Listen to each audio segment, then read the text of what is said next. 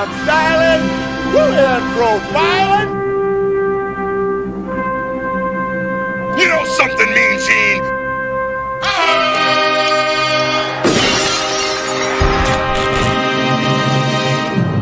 Girls, I'm going to be available anywhere you see my name on the marquee, and you can ride Space Mountain all night long forever.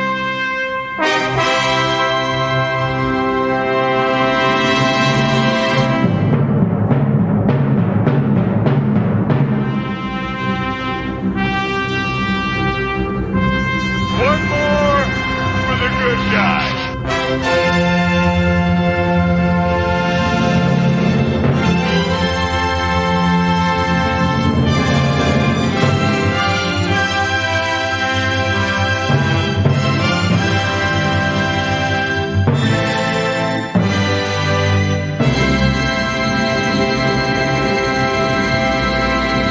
And that's the bottom line, just Stone Cold said so. Oh, yeah.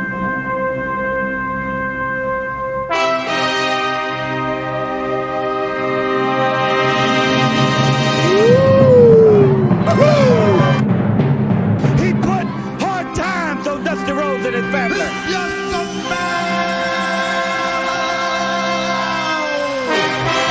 All the champagne. Are you kidding me? You have to be kidding me. Shake like that. You're going to my show up. Shake like that.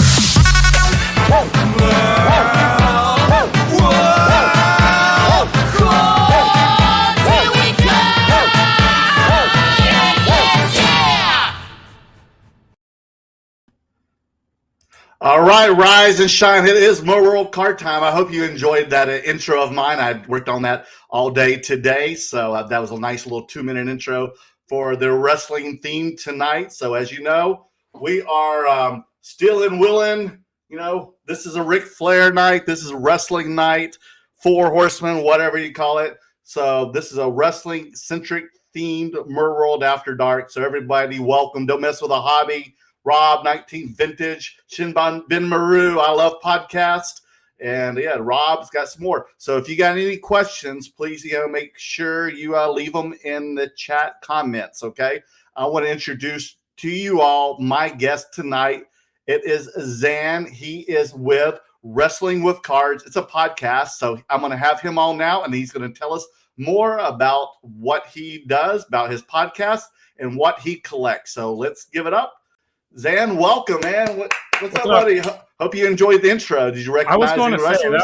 That was a heck of an intro, and I'm like, wow, he's got the who's who of legends on here. That's amazing. Good job. Thank you. Did you realize that was me in the Absolutely. face? Yeah, of course. You got to take the top billing of every single superstar, right? All right, yeah, you definitely know the entrance song too, right? Yep, of course. If you do not know that wrestling intro, then you've been living on a rock for the last 50 years. You want to start off with a cool card that ties into that? Let's do it, man. Garbage Pail Kids, Ric Flair autographed. I'll bring it back a little more. So there you go. Oh my goodness, what year did that come out? 2018 or 19. Topps did a very limited run of WWE Garbage Pail Kid crossover, and luckily I got it signed. So. Oh man, you have to get that graded and slapped. I'm going to. That's gorgeous. That is awesome. You know the deal with PSA right now. Yeah, of course. We always do the past 2 years. So Zhan, correct, Zhan? Yes. Tell us about who you are, what you do, why you're into wrestling, and about your podcast, and where can we watch you or listen to you? Sure. Zhan, of course, is Zhan Morning on all social platforms pretty much. And it's ZHAN. Yeah, you can check it up at the top of the box there. So I started the Wrestling with Cards YouTube channel because I was getting back into the hobby in like late 2018. I've always been collecting my whole life, whether it was, music and vinyl or wrestling figures, wrestling cards. But I kind of got to this point where I was wanting to go just back into cards. Like that seemed to be one of the most fun avenues. Like it's easy to store. I saw the most value in the cards, even though the values then aren't what they are now. I saw so much value and I was having fun just flipping through. It was so nostalgic. And I was like, I like these more than anything else I'm collecting. So all in on cards, been selling everything I have pretty much. with the exception, you can see like my Turbo Man behind me. I see it. There's still some fun things I like to keep. But so the reason I started the YouTube channel is because at the time when I was getting back into cards, I was flipping very low end sports cards so I could buy the wrestling cards that I wanted. And I still do that today. And I started learning a lot from a lot of content creators out there within the sports card world. And I realized no one is talking about wrestling cards. You've got some guys out here doing some breaks and some people that'll say, oh, yeah, I remember Hogan or The Rock or Ric Flair, blah, blah, blah. But they don't talk about the cards themselves, the story behind them, the value, the rarity, etc. And I was like, you know what?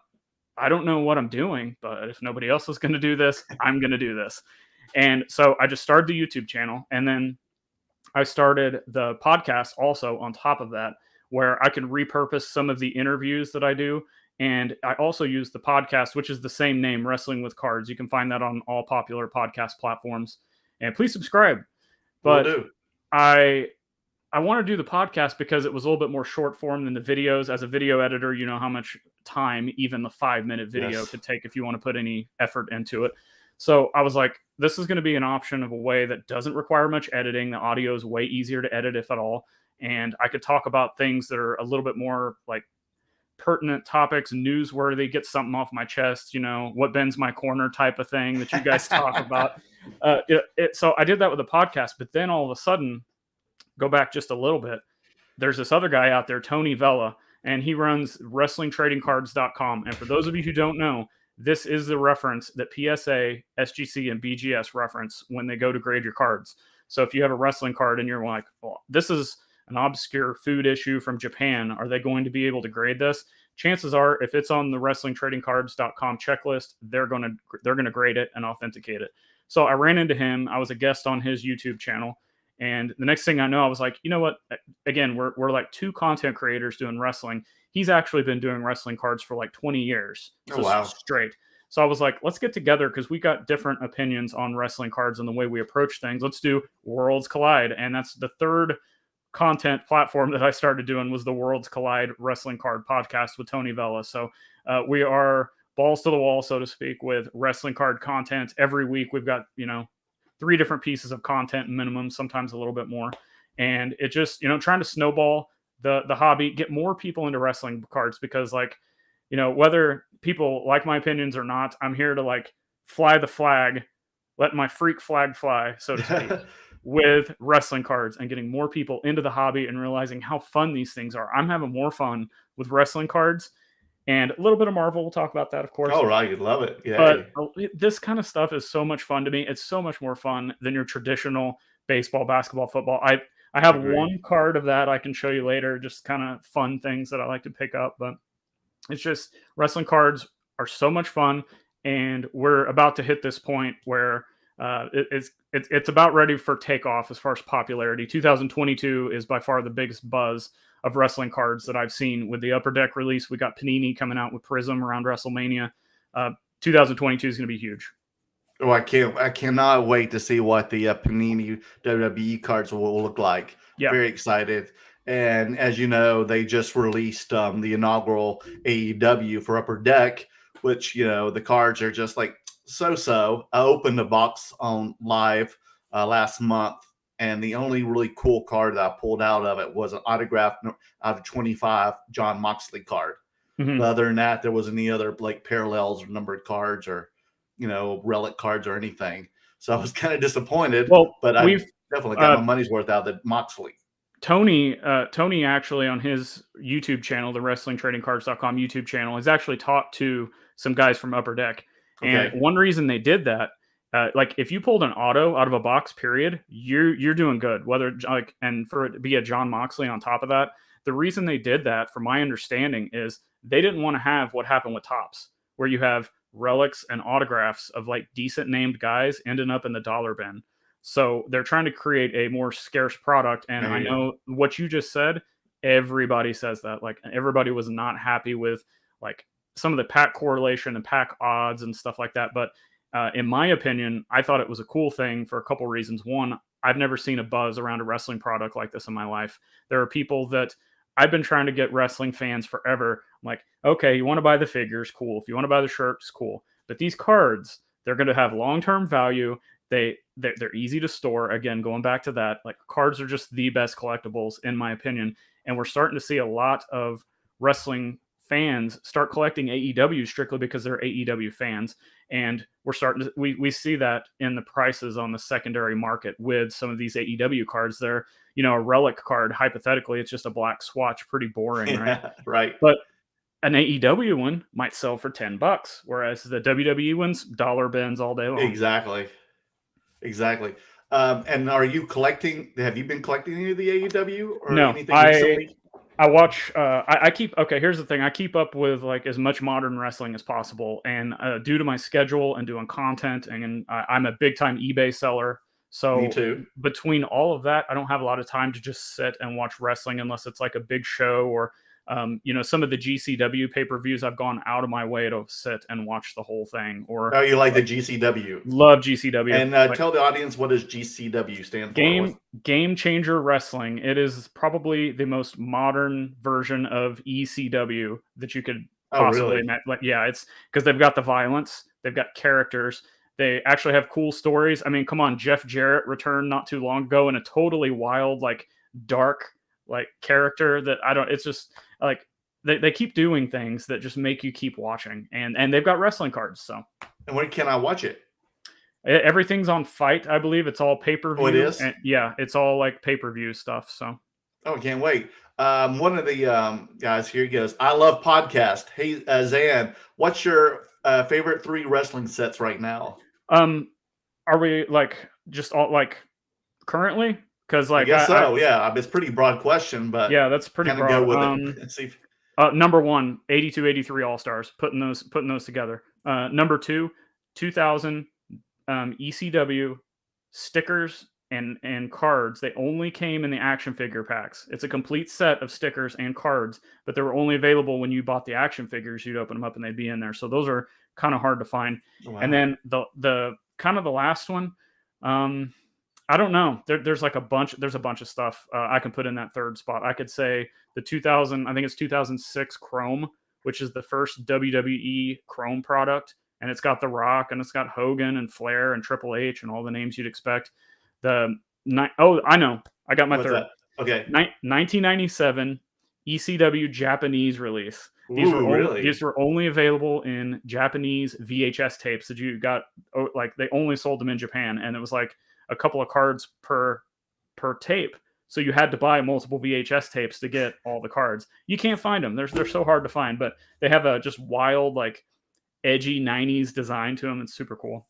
Now, who would be the chase cards out of those sets? And the thing with wrestling, especially the kind of stuff I'm talking about, it's more like the entire set is the chase, because the entire set may only have 5 or 6 cards in it, but they're so hard to find. But like that set specifically, Shane Douglas, Tommy Dreamer, the Blue World Order, Raven is in there. The Eliminators are in there. That's actually the only card the Eliminators ever had together as a team. I can't remember who else is in there right offhand. The Pitbulls, Taz is in there. So, oh wow! Oh, so have you been watching any AEW? Yeah, I keep up with it. Yeah. Okay, because like tonight after I get off the show with you, that I'm gonna go and like organize my cards for my Saturday show that I'm doing, that I'm setting up for, and I'm gonna watch AEW in the living room. That's kind of what I do too. Yes. Yeah. While my girlfriend's asleep. So do you have like you have any of these wrestling cards to show? I mean, I don't know. This might be I mentioned 82. I mentioned 82 All Stars. Let's start with that because this is not a bragging thing either. I just am trying to tell. No, I told you to show me some cards and bring them for the fans. So show me. Let me tell you the story first. I told you I was flipping sports cards, and this is also a teaching lesson with this too. Flipping sports cards, low dollar, like 99-cent cards in volume on eBay, and building up that bankroll. You know, buying a $10 card, flipping it for $50. You know the drill. Mm-hmm. So I got up to a point where I was like, okay, and keep in mind, this was like a year or two ago. I was like, I really want these All-Star cards. And I saw a lot pop up. It was the whole run, 82 and 83, both complete sets. And it was just a bid. So I was like, I'm gonna get a run at this. And I don't remember what my max bid was, but I ended up winning all of that for $700, like the whole entire run. And I was like, okay, that at the time, that was like my biggest purchase. Fast forward, I get them in the mail and I'm like, Matt Cardona. What in the world is this? I bought him for Matt Cardona, who most of you, if you don't watch GCW, or he's the current NWA champion, is Zack Ryder, used to be in the WWE. I mean, I'm pretty sure most people know him. So this whole collection came from him. So that's just like an added bonus.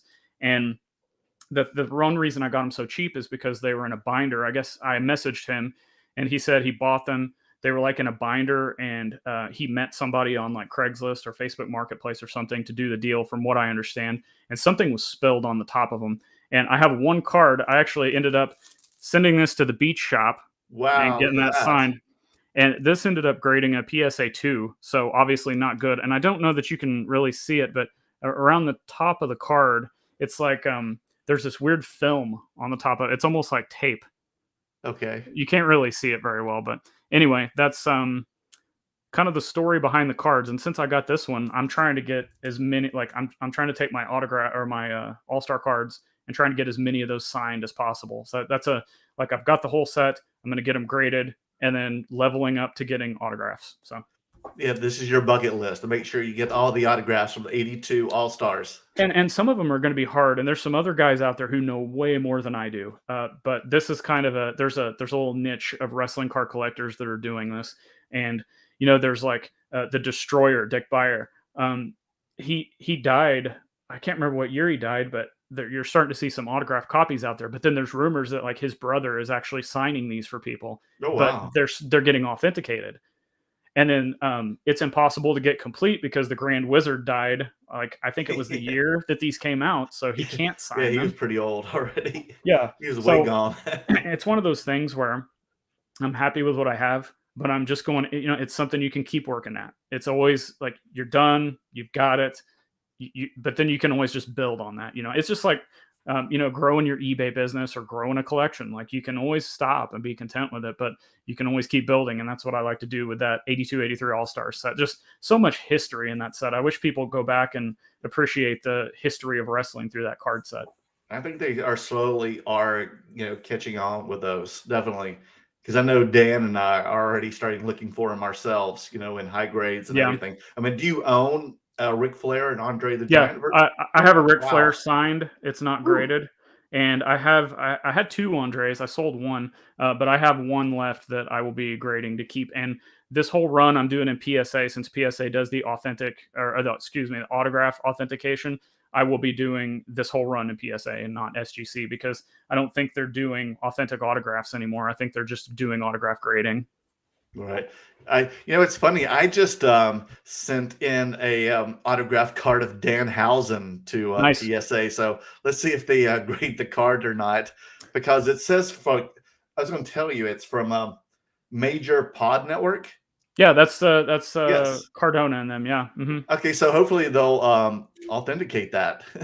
Yeah, and from what I understand too, the Danhausen card's a little bit more of a short print, and there is actually print runs for that whole thing. So. Oh, good. Okay, I just sent it in last week, so hopefully, good. Okay, great. And as we all know, he's been showing up in the last couple weeks on AEW with Orange Cassidy. Yeah, huge following behind him, and that's a whole other thing we could talk about. I don't personally do it, but indie cards, like there's all like not AEW aside, there's GCW cards, there's Pro Wrestling Guerrilla, there's like all these independent sets from like the mid 2000s. Up to now that are coming out that people are just like diehards for. You got your people who like Prism, people who like Topps Chrome, people who like the Wrestling All-Stars. Well, there's like the guys who like indie cards. So that's a whole other thing. Yeah, I know. Like I've been, since I really have fallen for AEW in the past year, like I've really been buying like anything I can find, like the first cards of like those wrestlers, even, with wrestlers in WWE. As well, like here is MJF. This From is pretty much his rookie card, correct? Yep. Before the Upper Deck. There's one other one that's a little bit debatable. I don't remember what set it's out of, but yeah, that's that one right there. You just pulled up. I just got this one autograph of Keith Lee, Limitless. Yep. And that's PWG. Autographed, and I got that authenticated by PSA. They didn't grade the card, and I've just been buying. And like you said, the GCW, I got some of Orange Cassidy and Jungle Boy, and those all came back 9.5s. Nice. BGS 9.5s. I got them graded with Beckett. but I'm, having fun finding all those like indie cards of people. And I used to go to PWG all the time when it was in Reseda Legion Hall back in the day, like 5-6 years ago.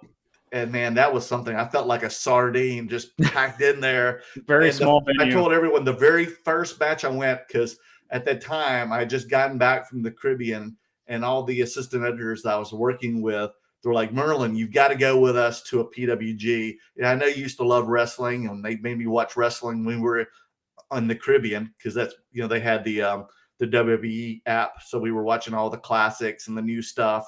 And they were like, you got to come with us. It's so much fun. And then I tried to get tickets, and I scored front row tickets. And I got so excited, like, dude, we're going to be in the front row. Like, oh man. They're like, why are you shaking your head? They're like, well, you'll see when we get there. So I get there, and I notice the seats are like right up against the ring. I mean, your knees are touching the ring. That's how close you are. Yep. And there was about 4. I got the last 4 seats. And then I was like, well, these seats are great anyway. Who cares? How bad can this be?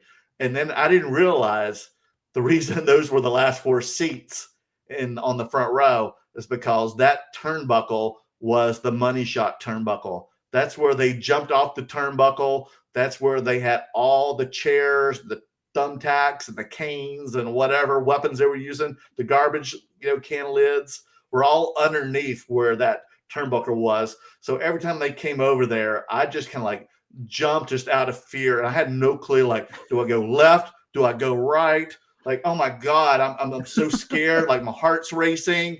I'm just scared. Like, I'm going to get caught up in this, and I'm going to get hurt if I don't get out of the way. And I was like, I'm never doing first row. I'm never doing the first row ever again.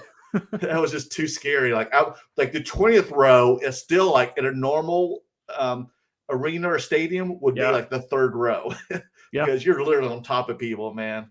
But it was a lot of great. I mean, I saw some great people. I mean, I saw Adam Cole wrestle there, the Young Bucks, like almost all the guys you see in AEW, I've seen, at the Legion Hall or here in Los Angeles, Indy. Right. And I even went to Bar Wrestling, and they've been banned since then.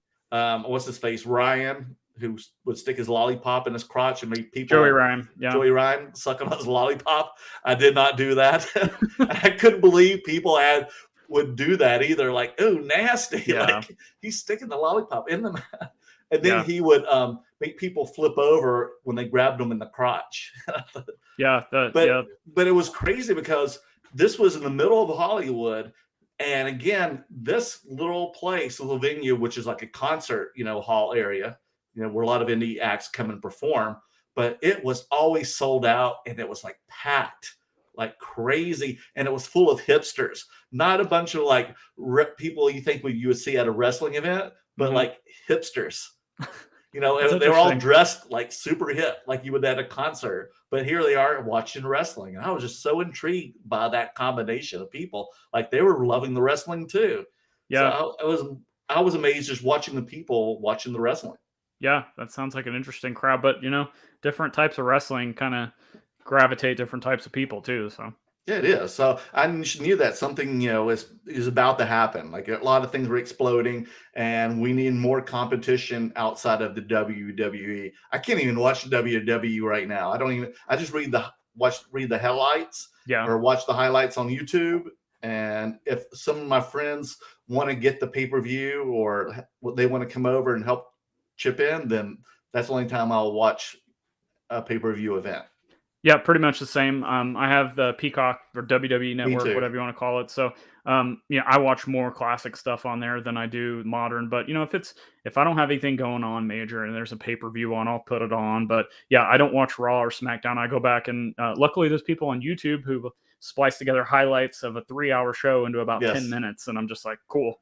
That's crazy. Now, who are your favorite 3 current wrestlers? Current wrestlers. Number 1, Killer Cross. This is going to sound weird, but I'm probably the number 1 Killer Cross collector in the world. I've got several, I think I have 3 or 4 different rainbows put together, including the one-of-ones. I just really gravitated to him. Now, I used to watch him when he was in AAA and Impact Wrestling and his little stint on Lucha Underground. But when he got to NXT, I just really connected with his intensity and the entrance with him coming out with Scarlett, and he just looks like he's gonna go out there and kill people. I'm like, this is my kind of wrestler right here. Like no flips, no dives, that just go out there and smash people. Like that's what I liked about wrestling. I guess maybe to kind of put the correlation together, one of my favorite kind of people growing up was the Road Warriors, and they had the same mentality: just go to the ring, look, intimidate people, and crush people. And so I was like, you know what? I don't really collect anybody modern per se. I'll pick up something here or there, but I just love player collecting. And I was like, I'm going to be the best carrying Cross at the time, but Killer Cross, I'm going to be the number one collector, or, try to be number one collector of his stuff. And the more I started putting it together, the more fun I was having with the chase of actually collecting and not worrying about the value of what it was going to be. I'm not even grading them. Like I have them. Actually, I could probably pull out a Z fold. I was going to ask you, where can we see Killer Cross wrestle? I think he just signed with Major League Wrestling, but he's just doing indies right now. Here's a rainbow. I don't know that you can see it very well, but oh wow, you have a lot. Yeah, this is his rookie card in Topps Finest, and it's every parallel all the way down. What year is that, Zan? 2020. Oh, just recently. Yeah. Okay. Wow. So, I go after all of his stuff, and it's just been a fun, like a little bit more afford. Like, the 101 is like a fraction of what you see a lot of these other wrestling cards go for. So, that's something I've been really encouraging people with wrestling cards is, I get a lot of like, what do I quote invest in, which, whatever, or what do I buy? Where do I start? And I'm like, who's your favorite wrestler? Pick them, start buying all their cards. It's that simple. That's how you get into it. All right. No, so you got two more wrestlers. Two more. Me. Man, I don't know. Like, I guess Charlotte Flair. I really like Charlotte Flair. Like, she's kind of that super. It's following in the footsteps of her dad. Just arrogant, going out there and winning all the time. Man, this is really tough because like I just don't gravitate to the modern wrestlers like I do the ones in the past. But I don't know. Becky Lynch, of course, Bianca Belair. I like her. It seems like it's a lot of the women's wrestling, like the actual wrestling is better, and storylines are better than the men's. So especially for the WWE, the women are definitely are getting better stories and better booking. Sure. You know what? I got one more. If I got to pick, Braun Breaker, NXT, Rick Steiner's son. He looks awesome. Yeah, and he's with NXT right now, correct? Yep. Yeah, and they'll probably move him to WWE soon, won't they? You would think, but who knows what's going on? Yeah, you thought they were going to do that with speaking of Keith Lee.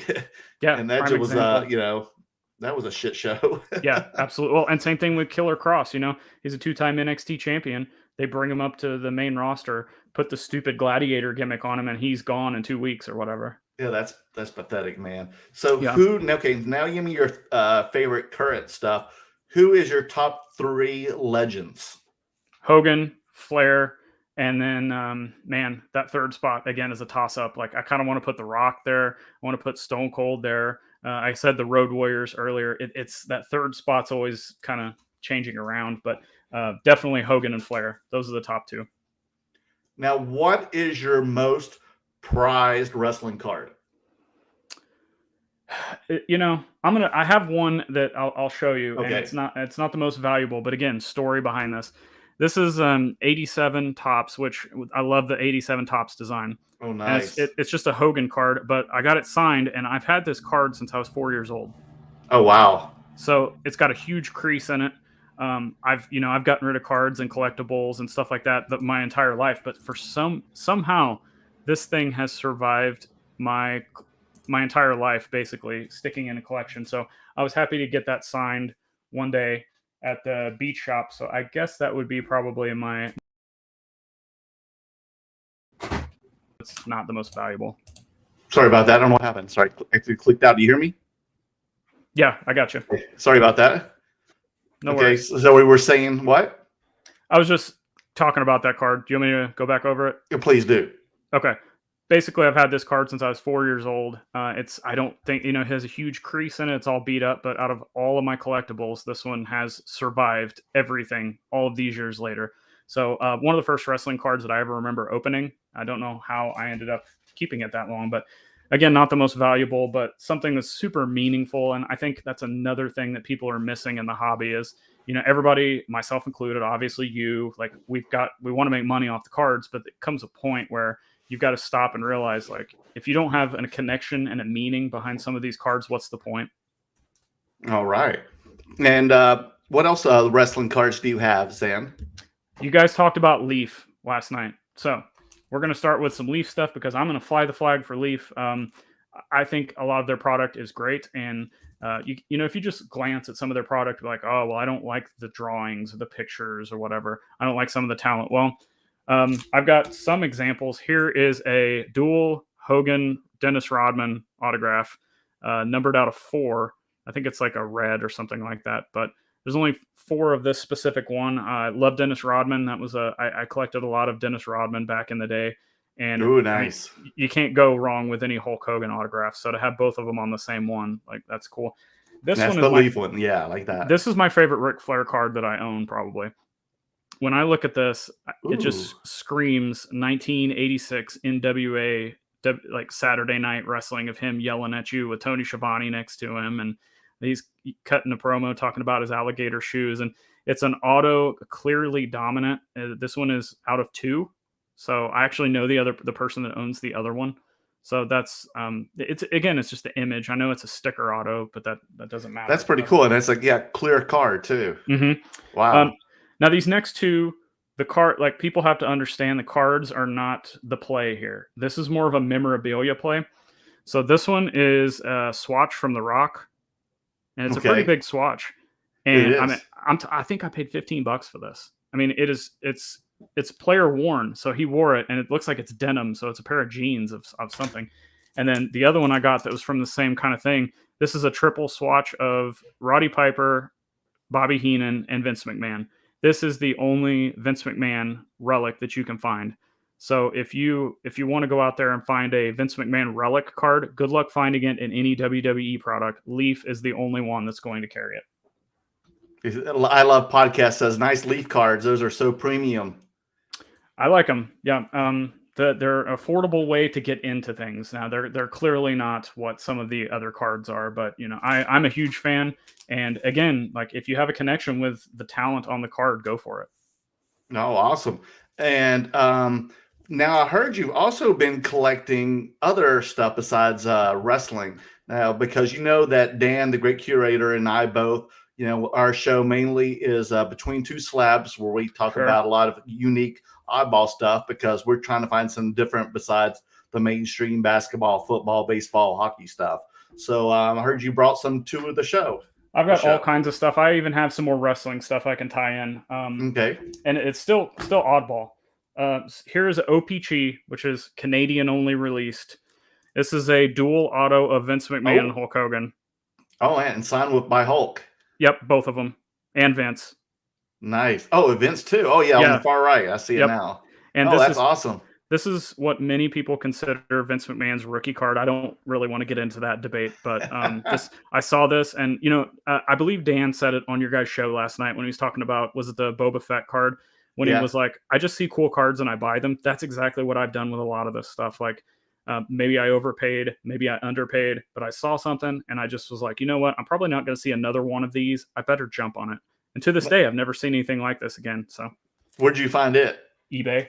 Okay. I do most of the stuff on eBay. So here's another oddball. This is from 1887.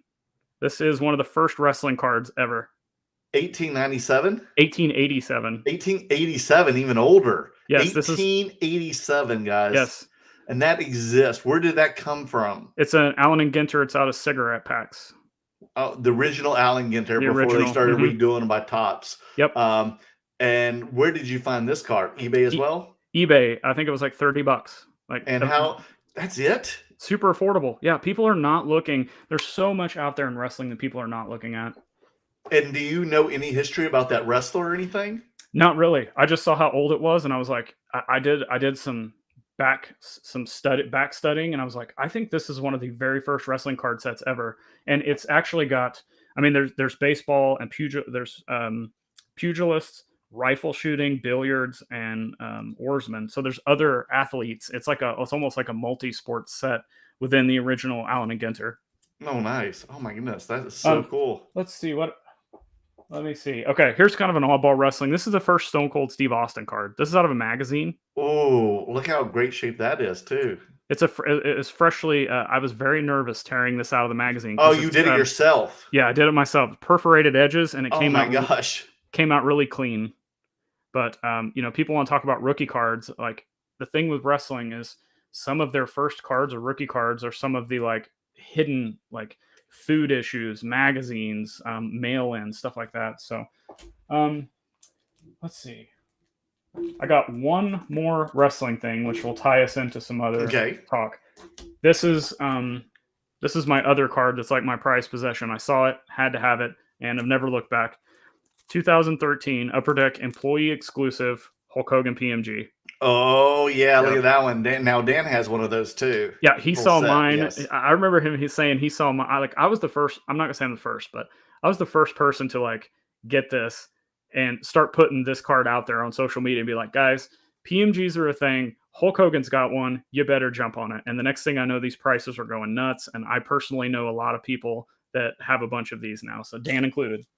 I love it. I have to get one next to it. What's up, Axel C? Yeah, he's showing us some really cool stuff. This is Zhan. He's with Wrestling with Cards. So check out his podcast. Wrestling with Cards on YouTube, Wrestling with Cards, the podcast, and the Worlds Collide podcast. You can find those anywhere. Worlds Collide? Search them. Yeah, all of that stuff. You can find. Just do a Google search. You'll find it, or search on whatever platform you're on. And please subscribe while you're there. That really helps. Definitely subscribe. You want to keep talking some PMGs? I got Let's a couple more. Show me some more, please. Crossover PMG, and I know you know about this, but Drax, Dave Batista. Oh, wow. Yeah. Okay, that's from the what? Avengers or Doctor Strange? I think it's the Avengers set. Okay. I think. I'm not. these aren't numbered. This is from. No, they're not. The purple ones aren't. But I was like, but they're starting to get really hot too. I was like, this is a cool color match. It's like, it's hard to see here. I'm sorry, but it's almost the same color. Yeah, so I was like, to have Hogan and Batista like together, both PMGs. That's amazing. And this is actually the only Marvel one I have left. I've sold everything else. Well, a huge Punisher fan. It's my favorite character. This is the 2013. And let me tell you something about PMGs. Like, you're right there with us too, man. Yeah, I was. Man, that's awesome. I sold everything else I had even before this boom. Like, I sold them last year. I was like, you want to hear like some killer stories? I had. Yes. I think I bought I think it was the same year Iron Man Blue. I paid $50 for it and sold it for like $600. I could have sold it for like $16,000 now. Whew. But you can't look back at that stuff. You just got to take your profit and move on. But yeah, exactly. I had all the Punisher PMG Reds, and I sold them because I was into them for so cheap that I was like, you know what I'm going to do? I'm going to pick one. I'm going to sell everything else so I get to keep the one that I paid for free. And then I get to move that money into wrestling cards or some other oddball stuff that I've got. So that's my PMGs for the day. Ink Paper Wax Collector. Two Legends. Merle, do I get a t-shirt for the Instagram nomination of Wrestling with Cards?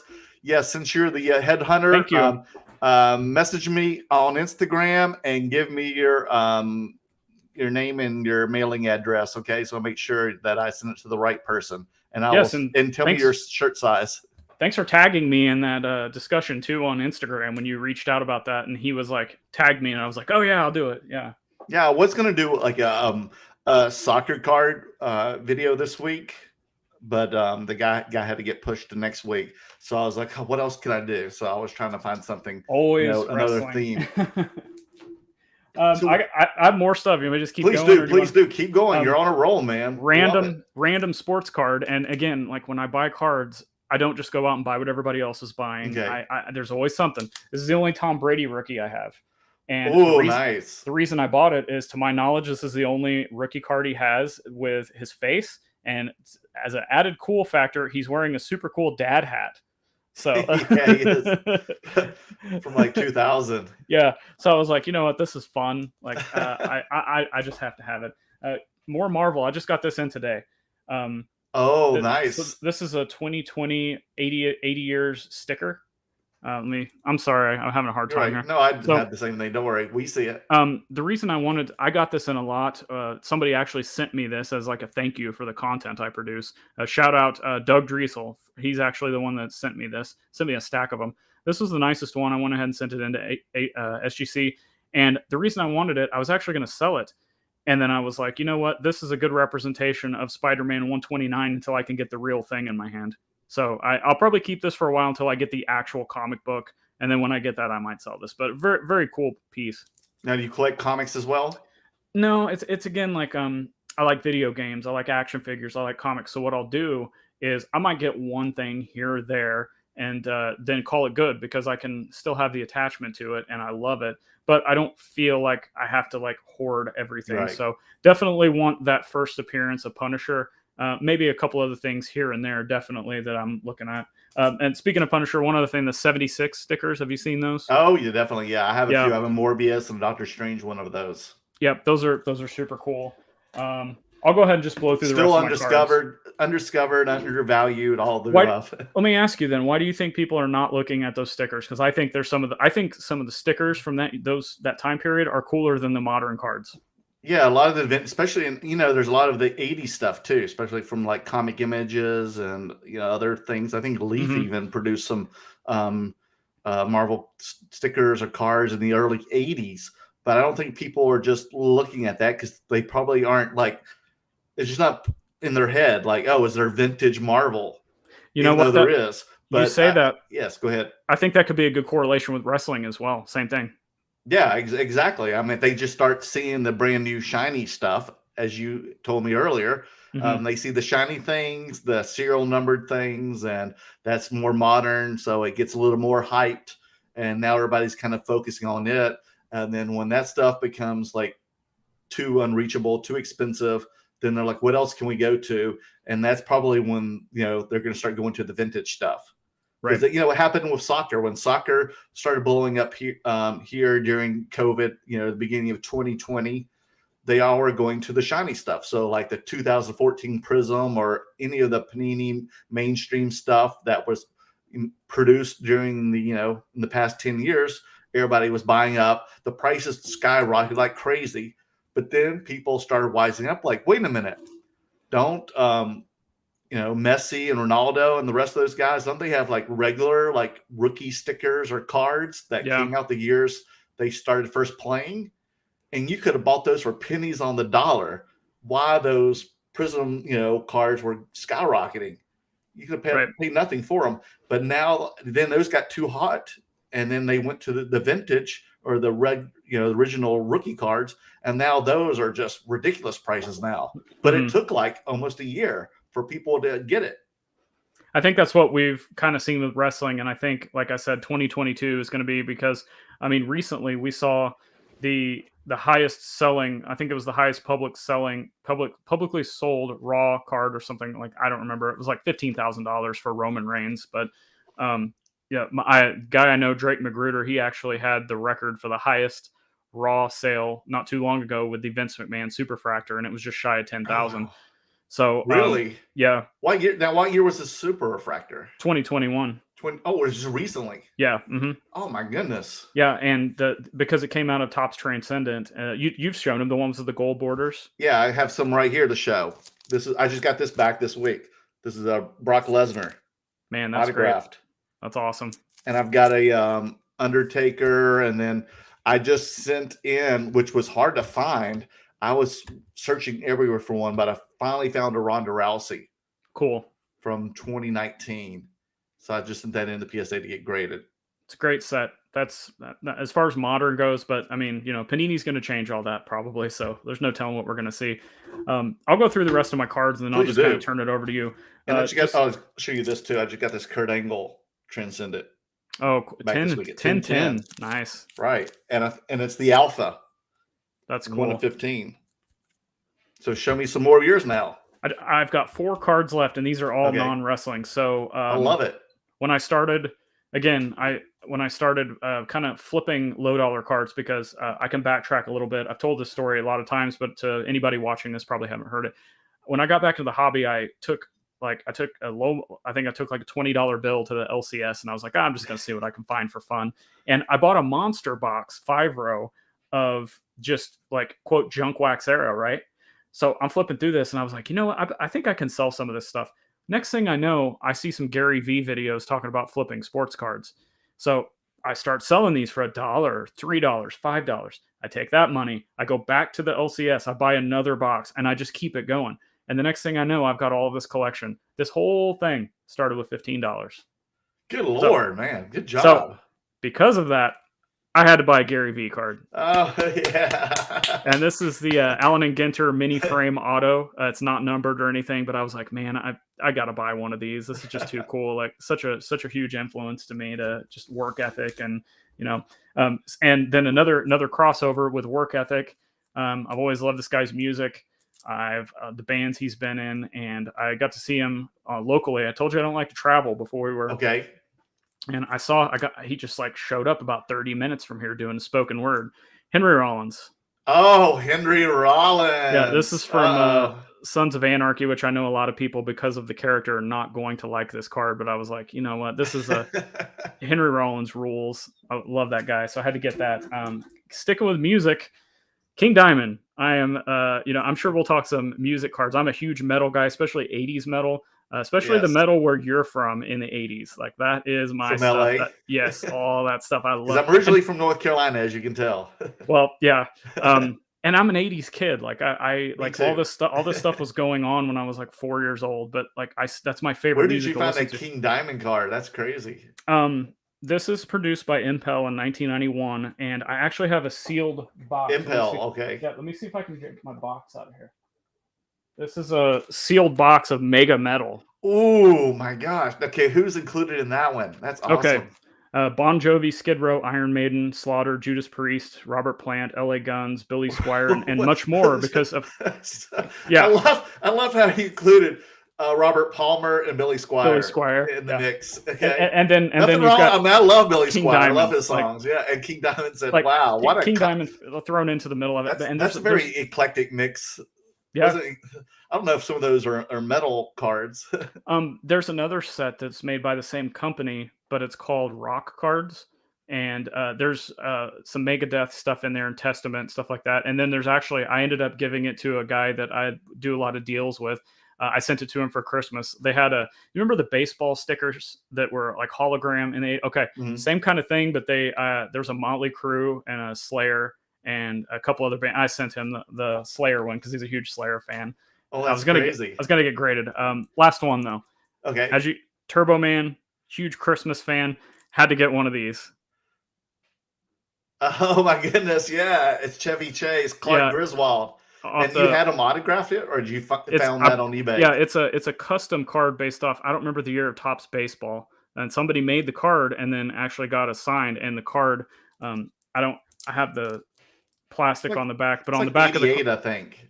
Yeah, on the back of it, it says authentic autograph, and it's authenticated by BGS. So just fun stuff like that. I like to pick up odds and ends that I can relate back to my life and what I do, but I don't want to go nuts with anything, Mm-hmm. Yeah, I've been collecting a lot of music cards lately. And actually, I love music more than even like sports or wrestling.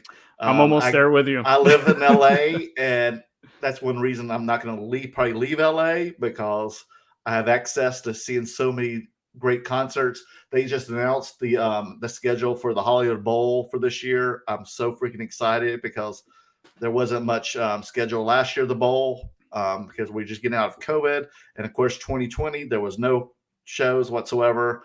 So I'm really excited about it, that lineup. And I've been looking for, music cards, like vintage stuff. And my holy grail is Prince. Is a 1979 Warner Brothers Prince. It's a red card. And, it's like $5,000. It's kind of unreachable, but I want to collect it, but I want a nice card. I'm hoping someone's going to bring one to me to the shows, like either in Dallas or Culture Collision. If y'all are watching this, folks, and you know someone that has that Prince card, please bring it to my table one day. But my second holy grail also comes from that same set, which is a 1979 Warner Brothers promo set.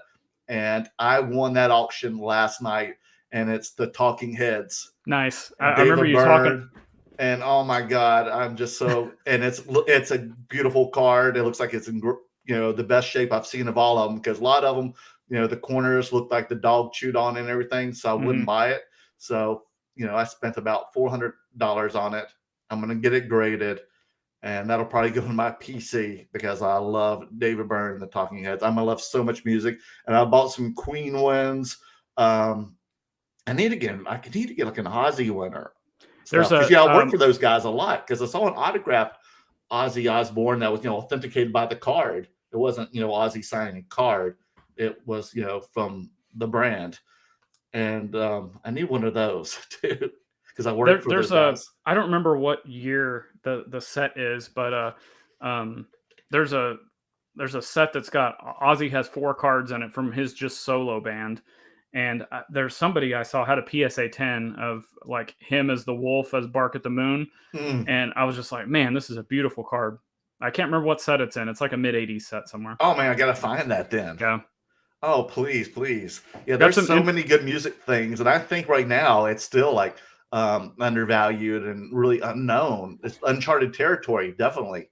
Yeah. Some interesting notes in the chat here. 19th vintage. I was best here. Where is he? Here. This one right here, you couldn't hear a dump truck and a nitroglycerin plant. That was for the Chevy Chase card.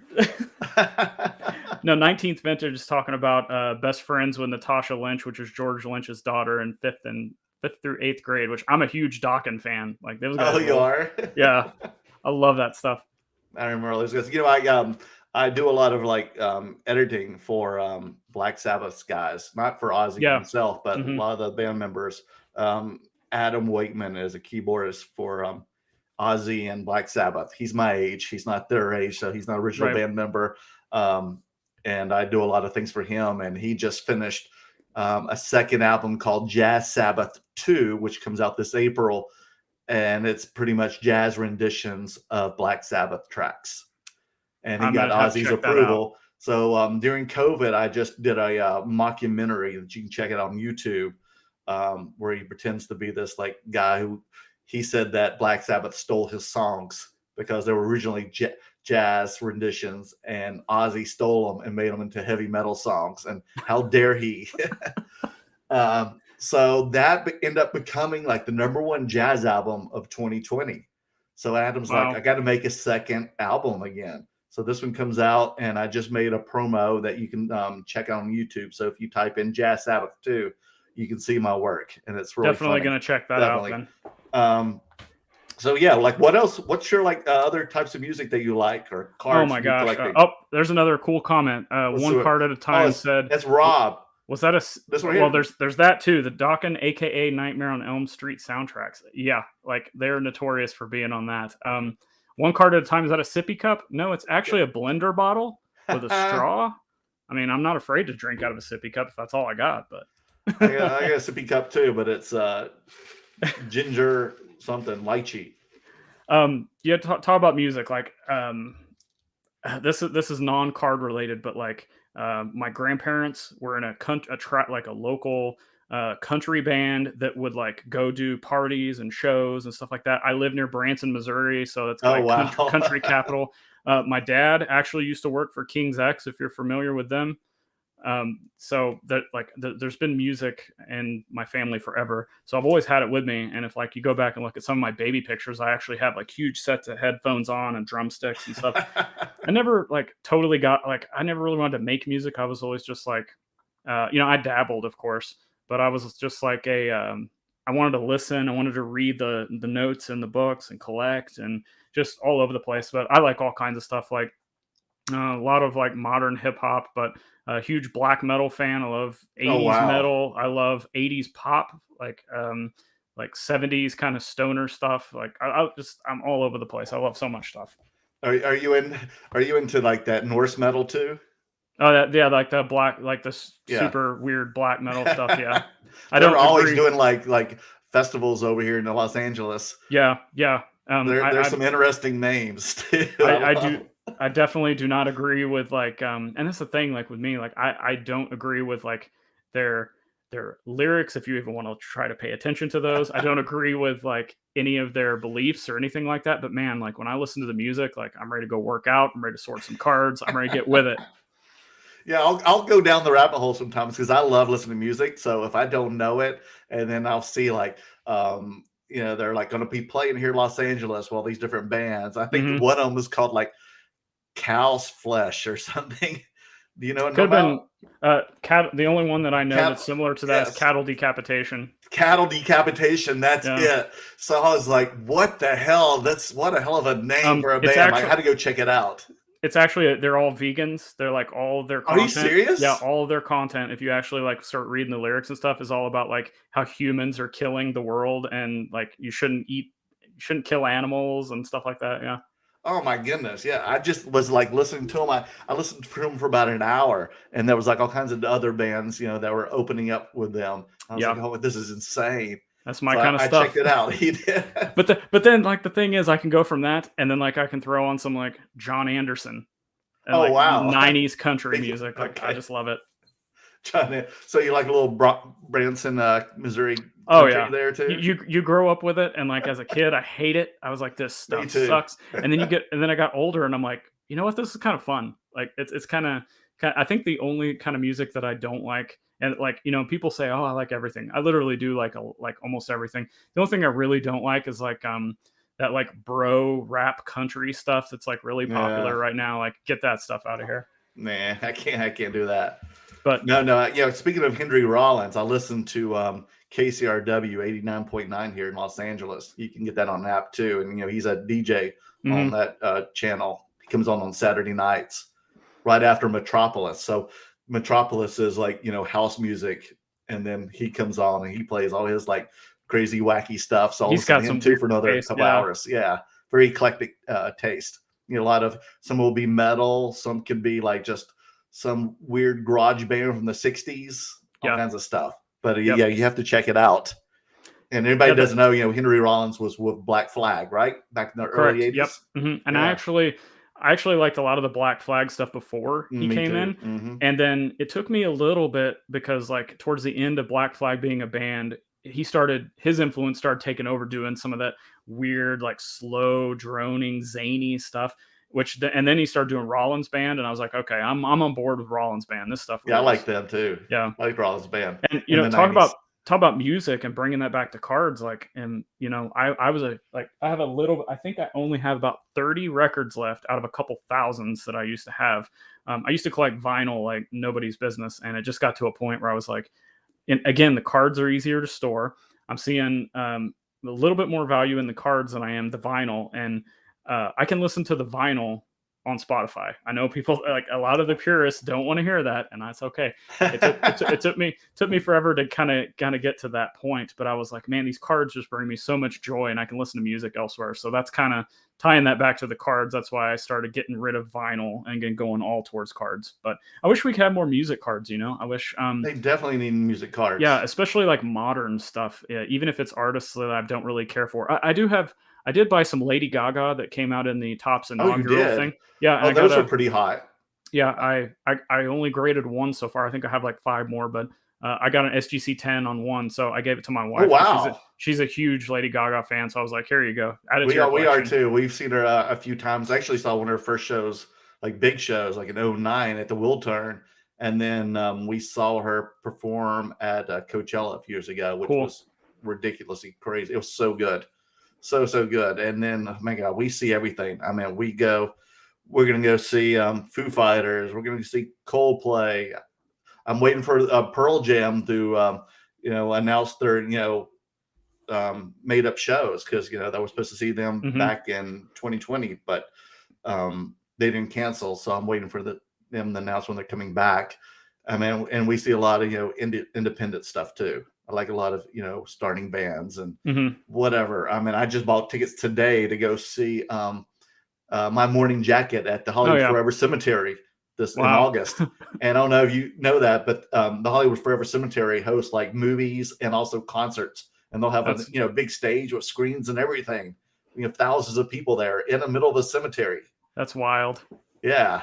Cool, but it's one of my favorite venues, man. So if you ever come to LA and you can see a show at the cemetery, see it. It is so good. It sounds like a must-see venue just to be there. Oh, it is. I mean, that's the great thing about living in Los Angeles because a lot of big bands or even indie bands will play at like kind of cool venues sometimes. And maybe like spur of the moment. You might get a notification like tomorrow morning that they're going to play tomorrow night. Wow. Yeah, And that's you're on the computer just waiting, getting in the queue, see if you can get those tickets. nice. And that's why I love living in LA. I mean, I live like right down the street from the El Rey, and they Oh have all yeah. kinds of stuff there. Yeah, it's amazing. I mean, just the history of it and everything. Troubadour, just so much good stuff. And I'll try to see if I can make it to Coachella this year.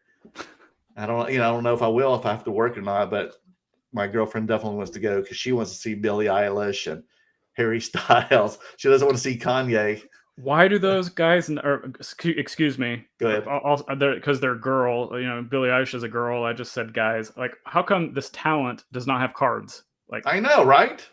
yeah. Like, even though maybe I'm not the biggest fan, like, I mean, if Billie Eilish has a cool card, like, that'd be kind of cool. Now, I had friends that said, Merlin, why don't you like make or get started DJ cards? Because I used to DJ professionally too, and I was like, God, that's a good idea. Why haven't they ever had DJ cards? And there's DJs who are big into cards. I mean, Stevie Aoki, DJ Ski. Right. I'm surprised they haven't started to make cards for musicians or DJs or other artists. I'm surprised. It's like there was this time period in the 70s, 80s, and part of the 90s where that was, I mean, you can go out and look at some of the cards that are available, and that was like, whatever you're into, there's cards for it. But then fast forward to now, and it's just like, if you can find cards, first off, you can't just go to the store to buy them half the time because retail is empty. And if you do find it, it's usually baseball, basketball, football, Pokemon. Like, a lot of times they don't even have wrestling or sometimes UFC or any of these other kind of ancillary things you're into. So it's tough. But now, do you have any cards of Chris Jericho's band? Was it Fozzy? Fozzy? Yeah. Tell you what, there is going back to wrestling. There's a wrestling card game called Raw Deal. It's kind of like Magic the Gathering, but it's wrestling. Okay. And there's a Fozzy card in there. And I was like, man, that could be like the first Chris Jericho rookie Fozzy card. So there's actually people that have picked up on that too. So they do have a card. It is in that set. It's not actually, I don't think it actually says Fozzy on it, but you can see them in the picture and Chris Jericho's singing. So just kind of another cool thing with wrestling cards. Like, oh, you want to talk about another cool crossover? Okay. Cyndi Lauper 85 Tops. Oh wow! She's got several wrestlers in the card set with her and some of the other people that she's with. So there's so much crossover between music and wrestling. And me and Tony did a Worlds Collide podcast episode where we talked all about wrestlers and celebrities and wrestling cards and why there's not more of a crossover between the two. I'm guessing it's because Vince McMahon, WWE's got to own everything. Mm-hmm. But think of all of the moments that there's been celebrity involvement or a musician that still to this day stands out in your mind that could be cool to have like in a card for the rest of history, to just look at that card and be like, man, this takes me right back to, WrestleMania 6 or whatever, that you pick. So it would be cool to see more crossover stuff like that, but I just think it's a licensing thing or something. Now, Cyndi Lauper, she definitely helped bring the music to the wrestling, right? Like that started making all the wrestlers start having entrance music. Correct? Well, it's what kind of took. I think there was like Michael Hayes from the Freebirds. He's the one that says, I'm the first person to have wrestling or entrance music. But then if you want to go way, way back, Gorgeous George actually, I think, came out with wrestling music like when he was, I don't even remember, maybe the 50s or something before that. I don't remember. But the thing that Cyndi Lauper did with the Rock and Wrestling Connection, there were two major booms in wrestling history. Number one was that one in the mid 80s, the Rock and Wrestling Connection, where, wrestling was pop culture. It was on, there was a Hulk Hogan cartoon.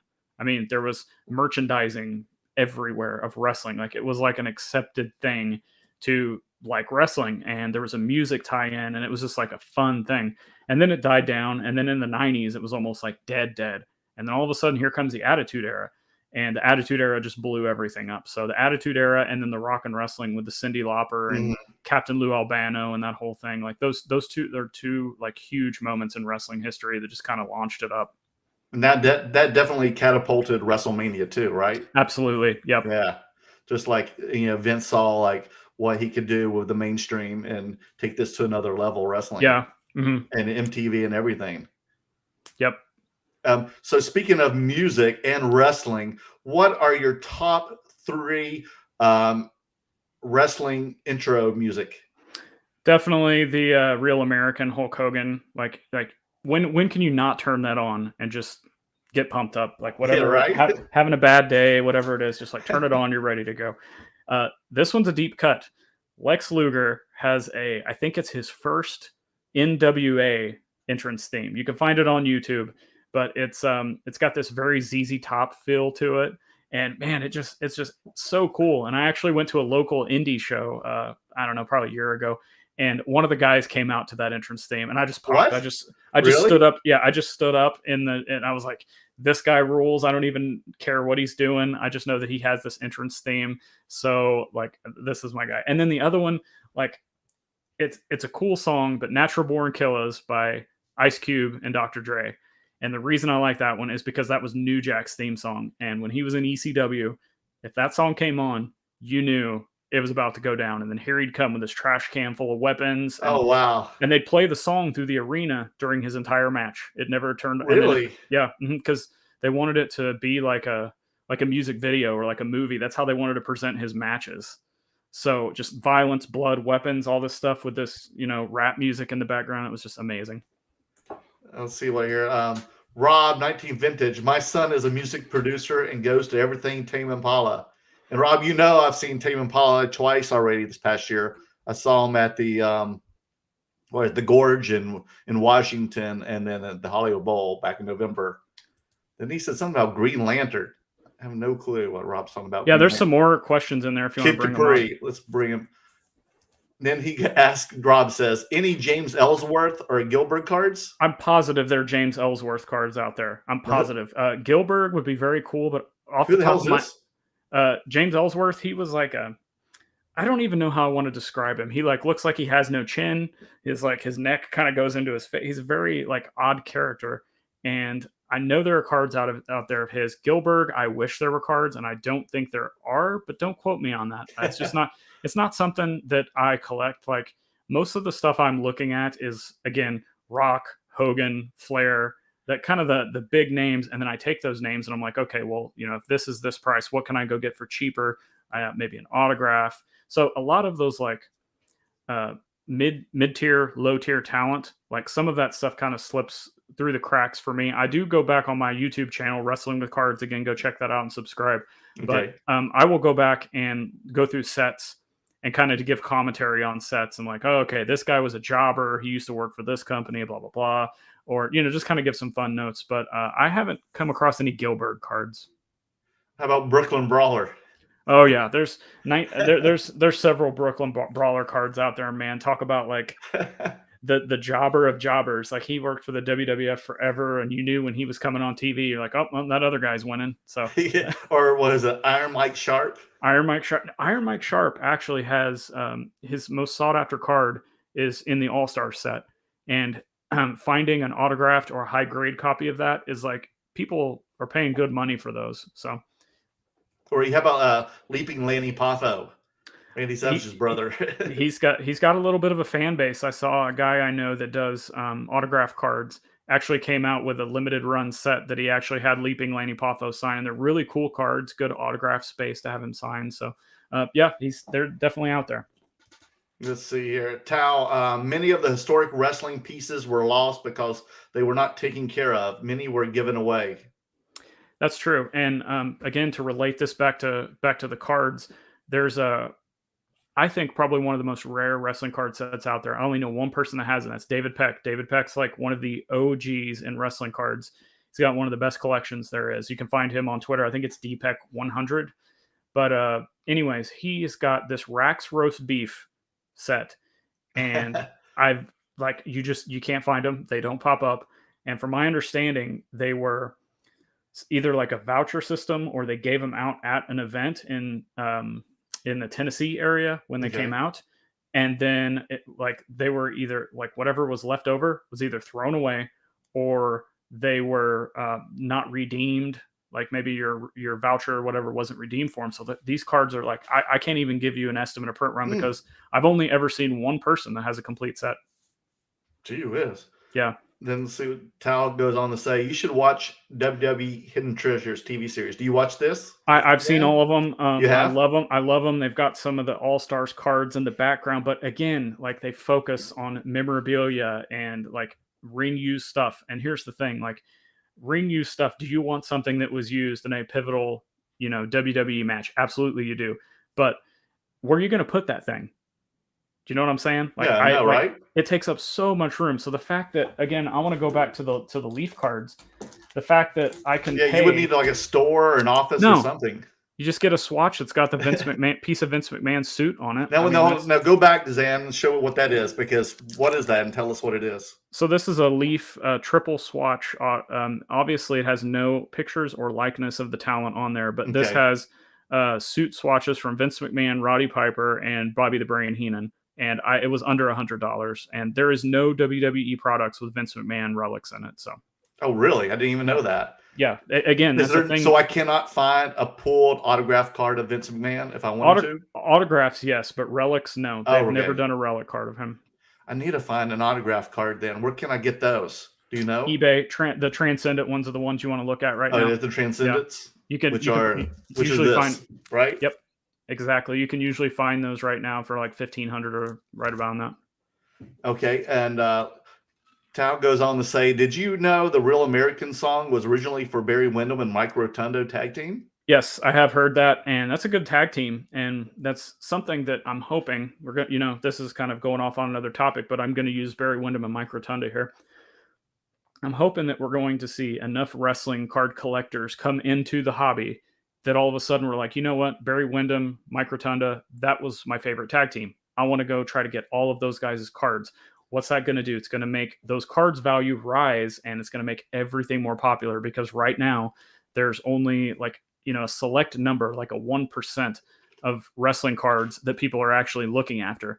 And there's so much good talent that are in these sets kind of scattered around, and it might just be a base card, but it's like all of those cards are important to different people within different periods of time. That's one thing that I think wrestling cards really have going for it over everything else, is that no matter if you watched in the 70s, the 80s, the 90s, now, like latch onto what you like, collect those people, that set, that year, whatever it is. And like, that's it. Like, you don't have to, you can get involved with these and have fun and get what you want, not spend a ton of money, and then not have to keep up with modern wrestling. Because I run into a lot of people that say, again, I liked Barry Windham, I liked Mike Rotunda, I don't like the Young Bucks. Well, guess what? You don't have to buy the Young Bucks. You can go buy. So, once we get people to get over that hurdle and, just go back to collecting what they grew up with or what they like, or whether it's modern, vintage, whatever, like the hobby's going to grow. So now what was Barry Windham and Rotundo's tag team name? I can't remember. I know it was it wasn't the East-West connection, was it? Was it Can-Am? No, that's not right either. I'm gonna have to look it up. No, yeah, because that was those other guys. Rick Martel and someone else. U.S. Express. They were U.S. Express. U.S. Express. Yep. Okay, Mm-hmm. And they're both Hall of Famers, correct? I actually don't know. They've got to be for what they've done. I don't think so. Barry Windham might be in there for something else, but I don't think Mike Rotunda is. And they're related by marriage too, correct? Yes. Windham and Rotunda. And then who is Rotunda's son? Well, Bray Wyatt, who is now going as Windham Rotunda. Oh, he is? Where? That's like his indie. He's doing some signings. He's doing some indies right now? Not wrestling yet, but I've seen some announcements where he's doing signings, and he's going by Windham Rotunda, like Windham Rotunda as his first and last name. Yeah, to show his uncle and his father. Yep. Do you think he's going to show up in AEW or anywhere? That was one, like the thing with him and Alexa and Randy Orton, that whole storyline that was going on. That was one of the few things that I was just like really latched onto in WWE when that was going on. And then they just killed the whole thing. They did. And I'm just like, like even to this day, there's a lot of Bray Wyatt collectors out there, especially when he went to The Fiend. Like, I know some people who were chasing rainbows of his like Top's Finest and all this stuff. Like, there's a huge fan base behind him, and I don't know. I don't know what he's going to do. It's interesting. And then we hear like Cody Rhodes is maybe going back to WWE. So like, that's been the big news in the last 24 hours. Yeah. Like, definitely. Does he just become another jobber? like what Vince McMahon does to everybody else, or like, what happens? I don't know. That'd be interesting. Man, rumor is he's promised the reason he left because Vince has promised him a big push, and I guess he's gonna get him into in the writing and the booking for him to leave, because he already is getting that at AEW. He helped start AEW. Right. He was one of the front office guys too, on top of it. So what made him leave AEW to go back to WWE? I mean, hopefully Vince doesn't call him the blue rooster or the red rooster. You know what I mean? Like, and make him look like an idiot. But I think they really need like a strong personality like himself to either. I'm saying he'll probably be a heel. What do you think? I don't know what we kind of talked about this. I don't like to be like an armchair booker. I just want to be a fan. Mm-hmm. But I think it would be cool to have him come in, and we saw what he did in Well, I guess it was like the All Out show or All In or whatever it was, when he smashed the throne that was supposed to be Triple H's throne, and blowing up WWE and whatnot. But I think it would be cool if they brought him back and like just try to do like the NWO angle, but make it work. Like, bring him in and be like talk about how WWE screwed him, and try to take over the company, and like have Triple H back him maybe after. That's very good. Like, that's a good story. You need to be a writer for him. Yeah, they're not going to do that. Let's see here. Let's see here what he says here. Go back to Rob. I kind of like the Dusty Rhodes theme song. Yeah, and actually, there's some really fun Dusty Rhodes NWA themes. And again, you want to find these, you can go check them out on YouTube. The thing with NWA themes is they were like kind of in-house, like they were not a lot of singing. It was a lot of like instrumental music. Mm-hmm. And you can go check them out on YouTube. But when you would hear them on the broadcast TV, they were just playing them through the loudspeakers based on TV production at the time, and they wouldn't do it the way they do it now. So you could just barely hear it. And luckily, some people got some like actual like hard copies of the cassettes or whatever, and were able to rip them onto YouTube. Luckily. Oh, really? Mm-hmm. Oh, I'm gonna have to check that out. Yeah, if you just go to YouTube and type in like NWA, not like NWA wrestling theme, and kind of dig around a little bit, you'll find some cool stuff.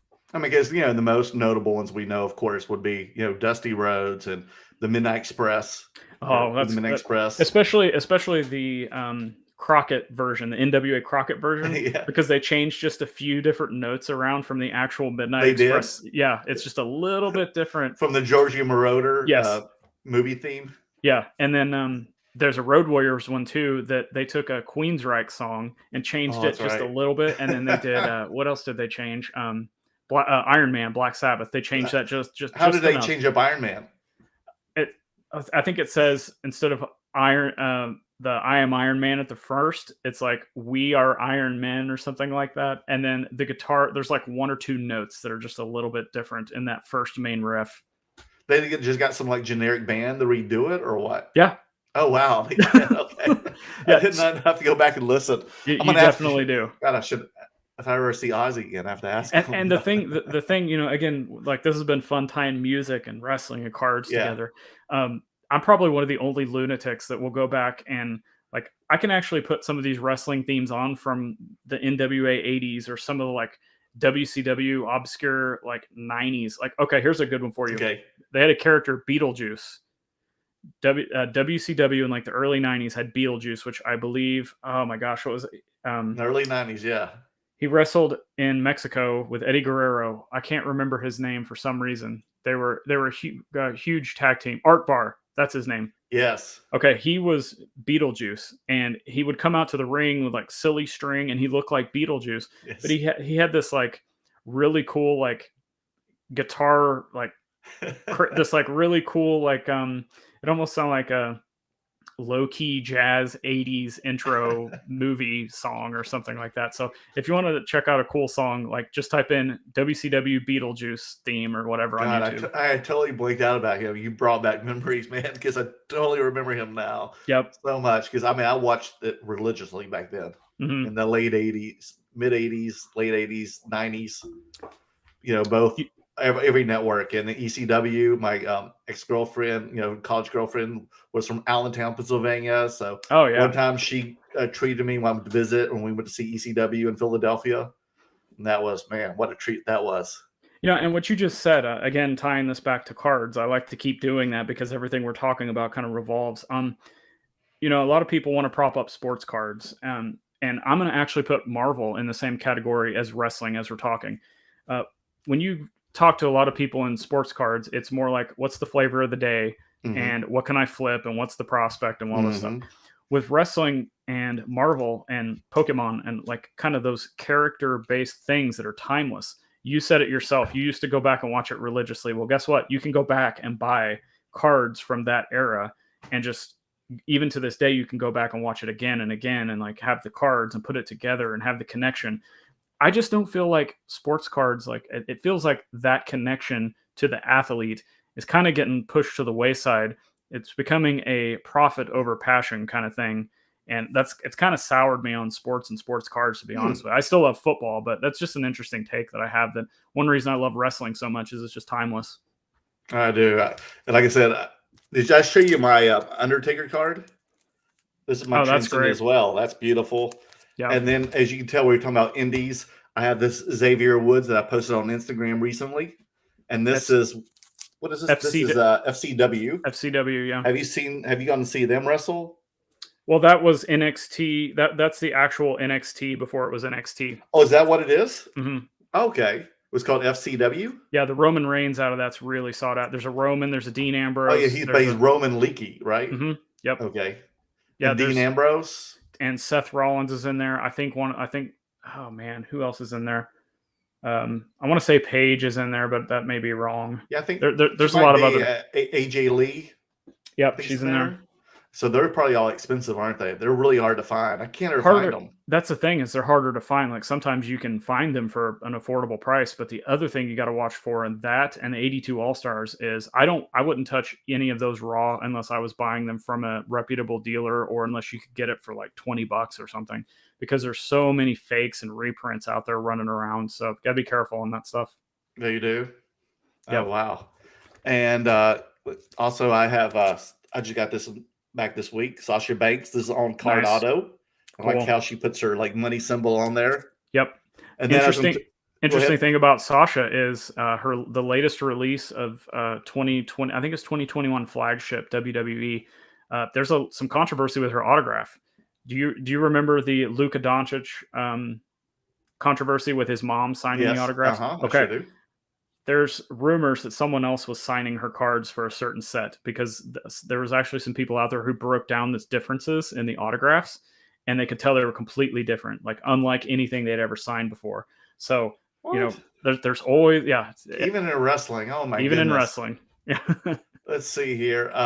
Tal says Barry Windham got it in with the Four Horsemen. Rotunda went in as IRS, I believe. Yes, you are correct. So I was right on the Barry Windham. The Rotunda, I did not remember. Yeah, because after Luger left the Four Horsemen, and they made the storyline that him and Windham were best friends, and then Windham turned on Luger and joined the Four Horsemen after Luger left. Let's see here. Rob says, yes, Erwin R. Shyster. Yep. And one joke I always like is, wouldn't it have been cool if the Undertaker and IRS would have been a tag team, so you could have had Death and Taxes? Oh my! Wow! What? Wait a minute. Where were you in the 90s? That would have been the best. Oh my God! That would have been the best tag team ever. Yeah. Death and Taxes. Goodness. Okay, they're gonna have to like revamp some of these characters and make that tag team. That is classic. Okay, what's up, Aaron? Feed the gods. What's up, man? Rob says money. CM Punk and Bryan Danielson messed it up for him. I think he's talking about Cody Rhodes. Cody Rhodes. Yeah. When they finally came in and then kind of pushed him out. To the side. And he's got another comment there. Let's see here. Right here. This is a different Cody Rhodes than WWE had before. Way different. Oh, I agree. Yeah. There's. I mean, not Stardust, right? Wasn't he Stardust? Yeah, before he left. Who knows what's going to happen? And what does this do to his cards? Because he's got like a heritage rookie card for WWE that's like I don't know. Let me just look it up while I'm talking. But I've got some at PSA right now. So you think it would be a good idea to invest in some Cody Rhodes? Maybe.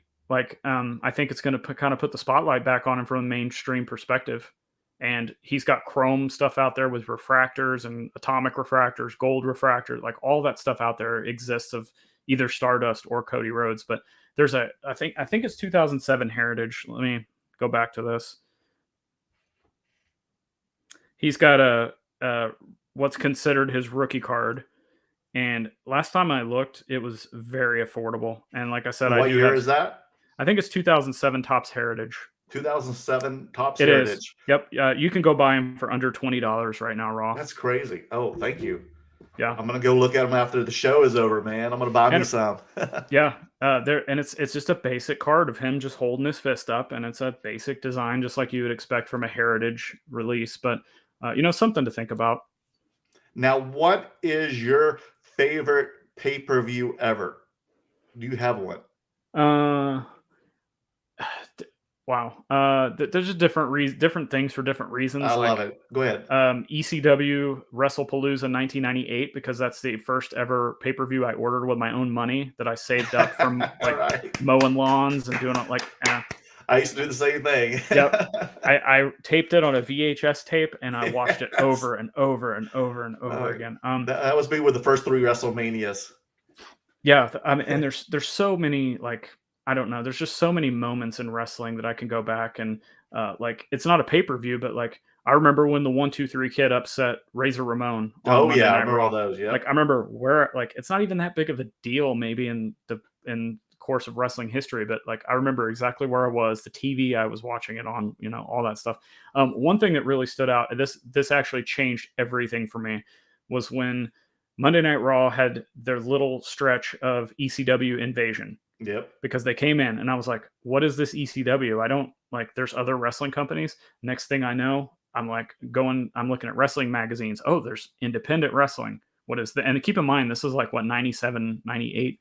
And the next thing I know, I'm like going through magazines and trying to get on the internet, which was a new thing at the time, and trying to look up, well, who is this guy? And, what one-man gang is working independent wrestling shows now? What's going on? Like, just trying to dive into the world of independent wrestling in the late 90s was something else. So it was, yeah. I mean, when I went to undergrad at University of Tennessee in the late 80s, early 90s, and that was the beginning of Smoky Mountain Wrestling. Do you remember Love it? Smoky Mountain. Love it. Yeah.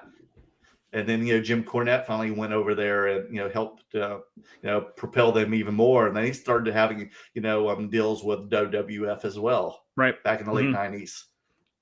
And he brought all those guys in too. Yep. Undertaker showing up at Smoky Mountain Wrestling shows with Shawn Michaels. And like Sid Vicious. Was all in there. Yep. I mean, and that's where like Brother Love, what's his face?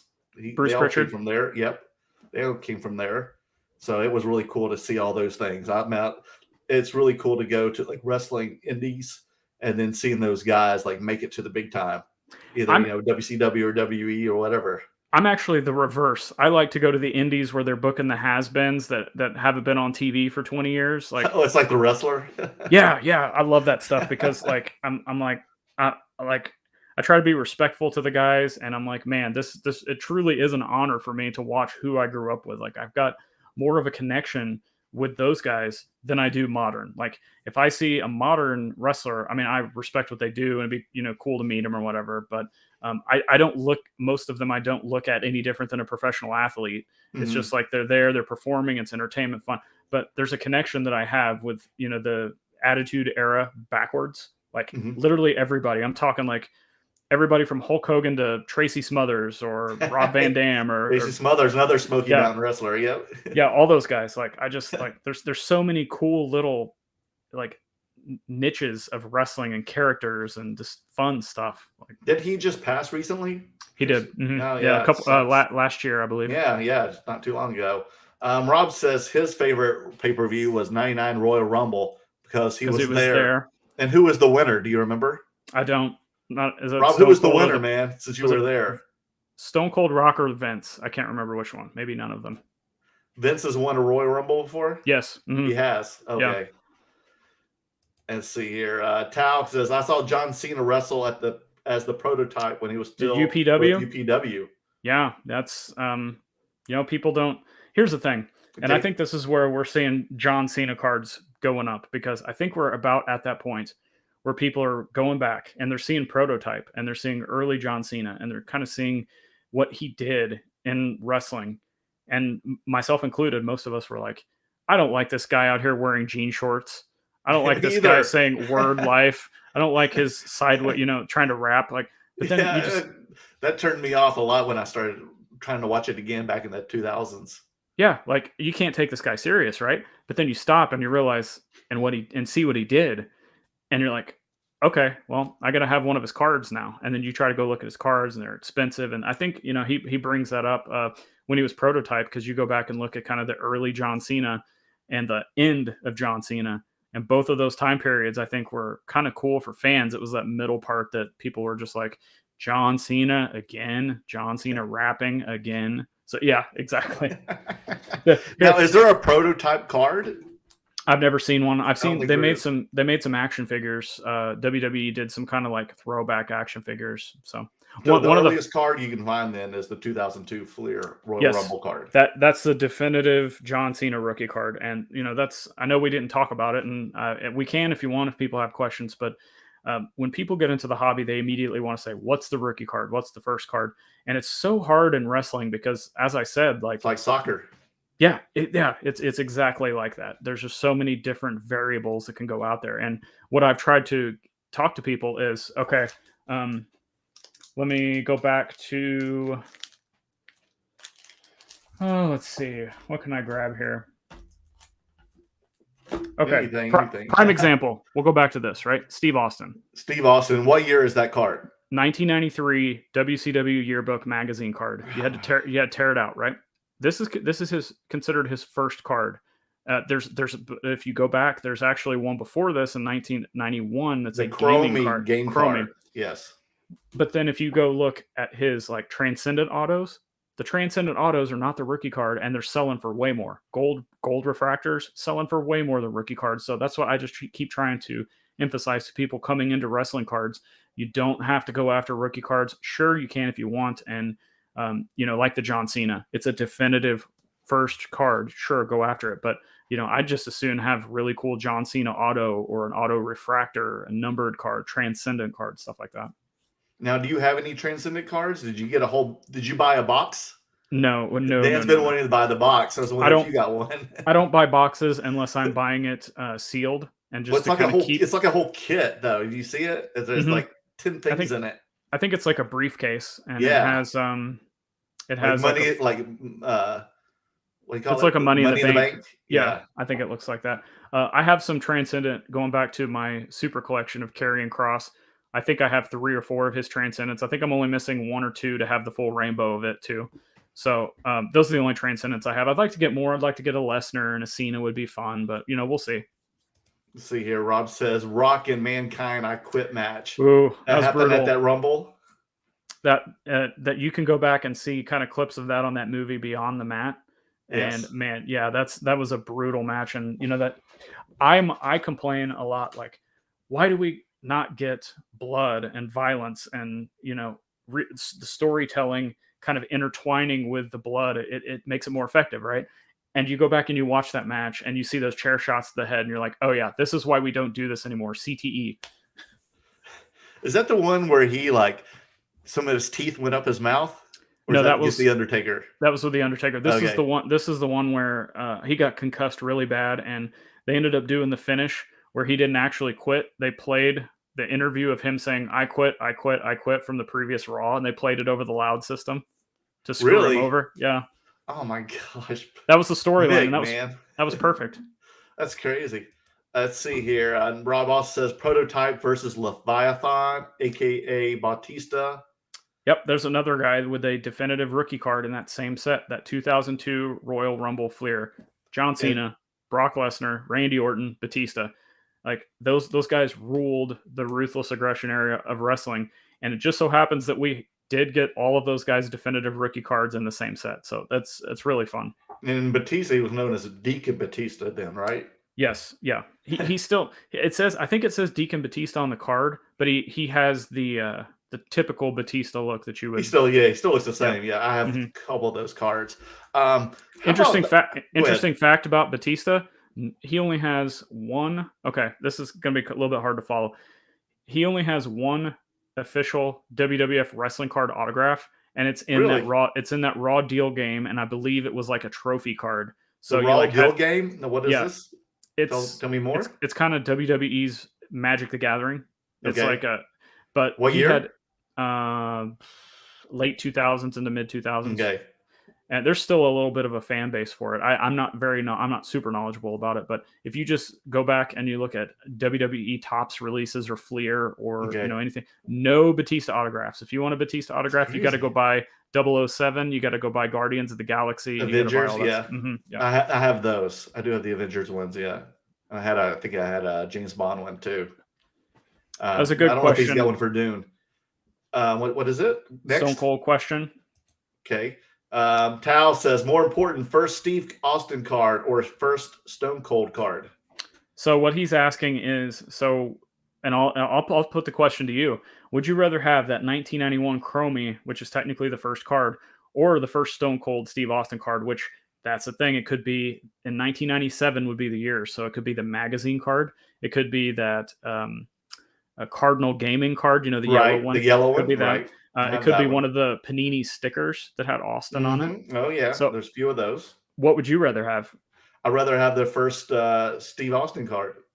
One of the Chromie or the one you have. Oh, you're talking. Okay, so you're saying the actual first or rookie cards would be more important. Right, because I still know that Stone Cold Steve Austin regardless, as a wrestler, even if his name was something else. Like I have the very first Eddie Guerrero card where he's the Black Tiger. Mm-hmm. Yes, and I know that's Eddie Guerrero, but to me that's even cooler. And see, there's a huge section of wrestling card collectors that want. They say, okay, well, that's the rookie card, but this is the rookie card of the character, or this is the first pack pullable. If you go back and look at like the Beckett definition of rookie card, it's like pack pullable, mass distributed, blah, blah, blah. Right. So a lot of people will take that definition and be like, okay, well, the first Stone Cold Steve Austin card is then actually the 1998 comic images because it was released in packs. Mm-hmm. Well, so wrestling is just wild, but that's kind of what makes it fun sometimes. Now I even had the Isaac Yankem card that came out in the magazine. Yep. Mm-hmm. And that one sold pretty fast because I told someone that was the very first Kane card. Yep. And or if they bought it. If you want to go back to Smoky Mountain, what was his name? Not Doomsday, but what was his name? I got to look it up now. He was okay. He was managed. I think I know what you're talking about, but God, I can't think right now because Sid Vicious was in there too. Unabomb. Oh God, okay, that must have been the late '90s or something. It was right before. It was right towards the end of Smoky Mountain Wrestling. He was Unabomb, and he was managed by Al Snow. Oh, really? Yeah. Mm-hmm. Oh, wow. I said I said Doomsday earlier. I think that was like Sid Vicious in USWA or something like that. So. And then who was Unabomb? Was that Isaac Yankem Kane or who was it? Yeah. It was. Okay. Mm-hmm. It was before he's from Isaac Knoxville, Yankem, right? Too. Right. So let's see what else we got here. Now I was going to ask you. God, I totally forgot. Now, are you going to buy any new cards coming up? Do you buy here's new the thing. stuff? Here's the thing. Prism is going to be make or break.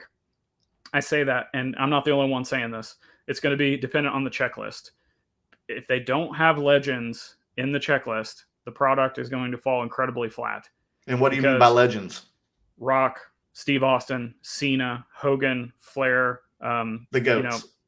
All those guys, and even maybe let's see who else can you think of that maybe would be somebody a little bit more modern but not quite a legend. I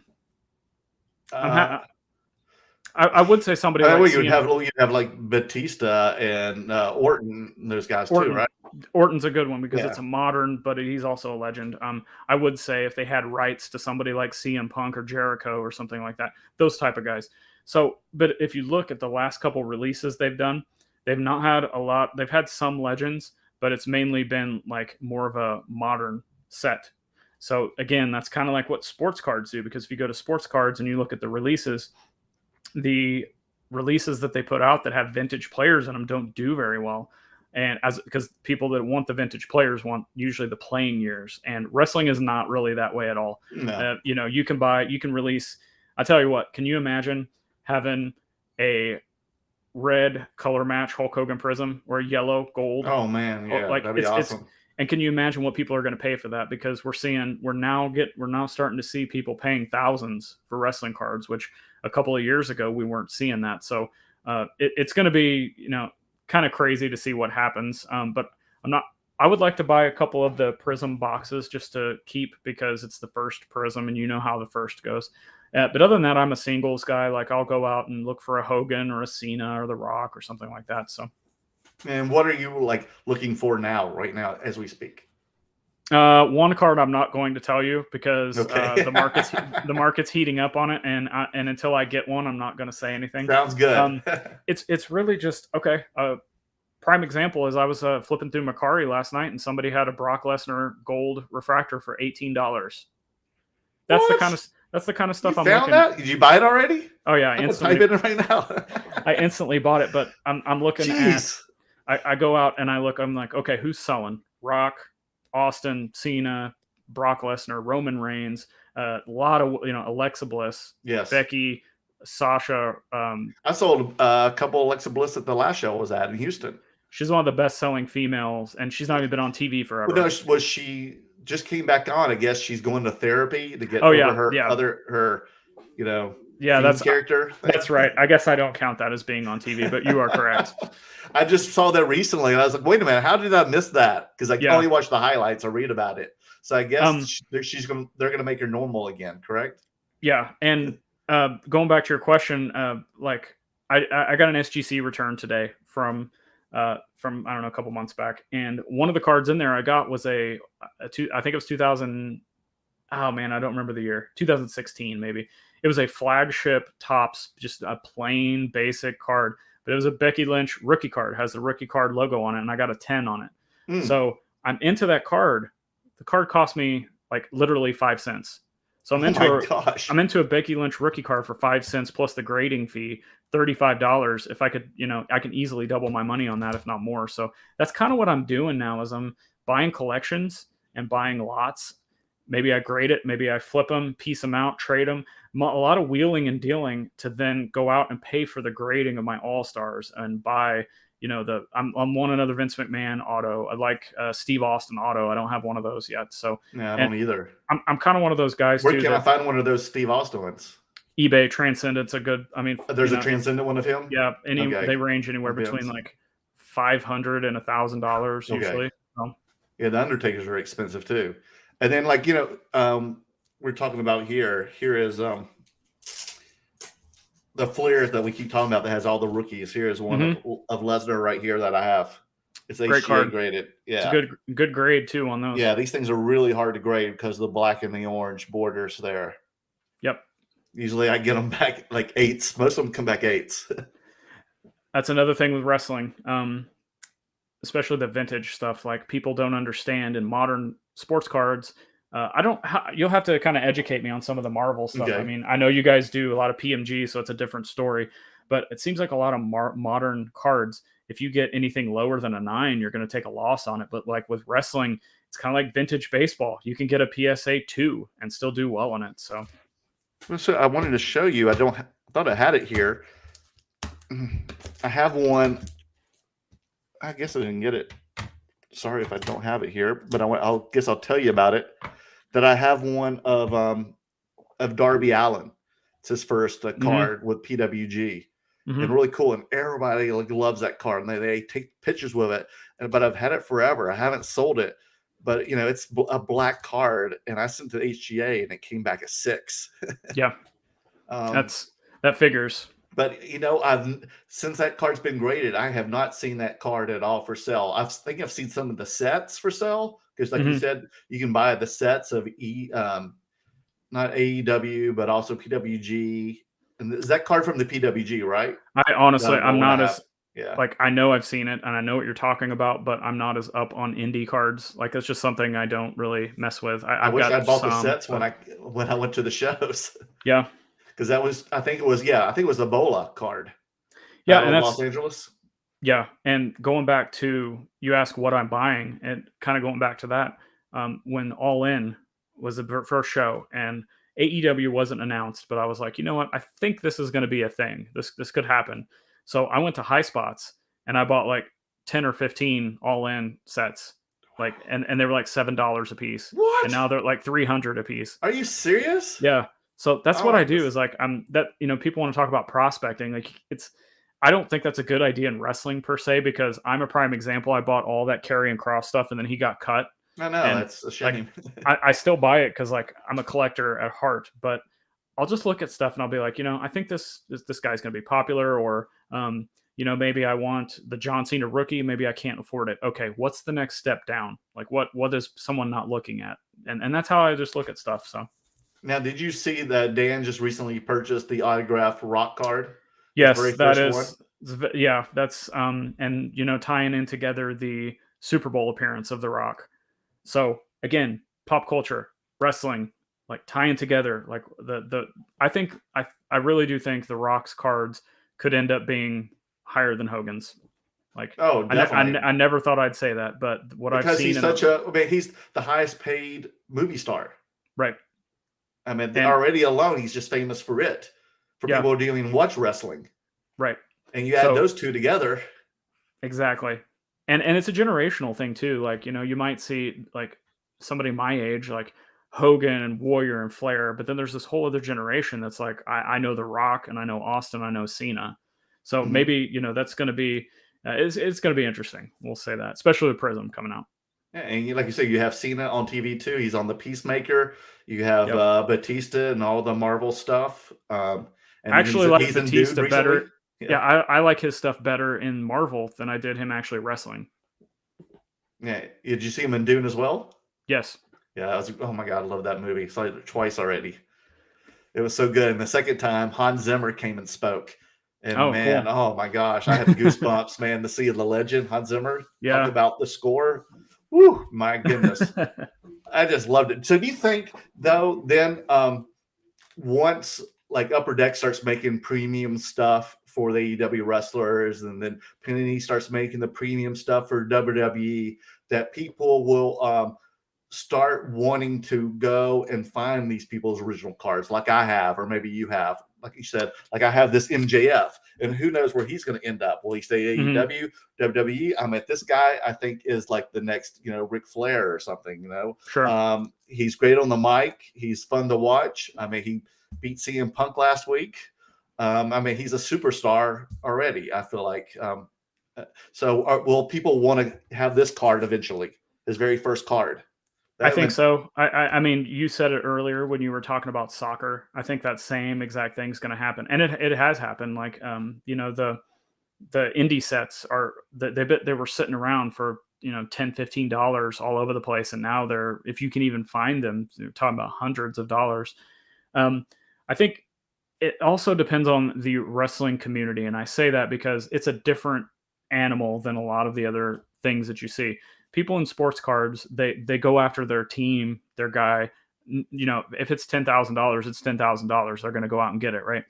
Wrestling's a little bit different because they have so many people that are spending so much money on figures and T-shirts and 8x10s. That's a big thing for some reason. It always has been, and I've never understood it. But it's going to be interesting to see like if they will eventually kind of come back over to the cards and realize the value and the importance of the cards and shell out the money. That's been a huge thing recently is, AEW retail or AEW hobby. I can't find it. It's too much. It's too expensive. It's a couple $100, guys. It's not that much money. That's it, yep. And you can go out, like my thing is like, I don't want to run people out of the hobby, but there's a major work ethic problem. And we don't see that in sports cards. People go out and flip their way up to what they want. But in wrestling, it's like, they draw a line way down here and they don't really want to go above that. So on the flip side, with Transcendent that we've talked about several times now, there was a lot of sports card collectors coming into wrestling cards and buying out Transcendent, buying cases and cases. And I know. Yeah. And that's the thing is they knew what they were buying, and there's a reason for it. And I can't pinpoint it yet, but they may be ahead of the curve of most of the wrestling fans. So my goodness. Oh my gosh. Who do you think will be the main event at WrestleMania this year? Wow. I kind of want to say Brock and Roman again. You think it will be? I kind of want to, but I mean, if Stone Cold Steve Austin's going to come out and have another match, like they keep kind of promoting that he might, like how do you? I don't know if they would put that as the main event.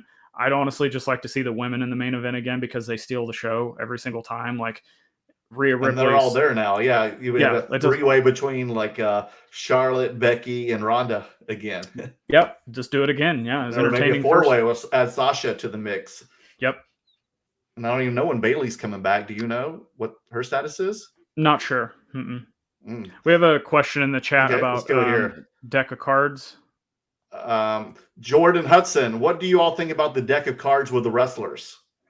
Okay, so I think he's talking about the 1991 US playing card set, and what it is a deck of playing cards, and it's got the rest. I've got some, but I don't have them here in front of me.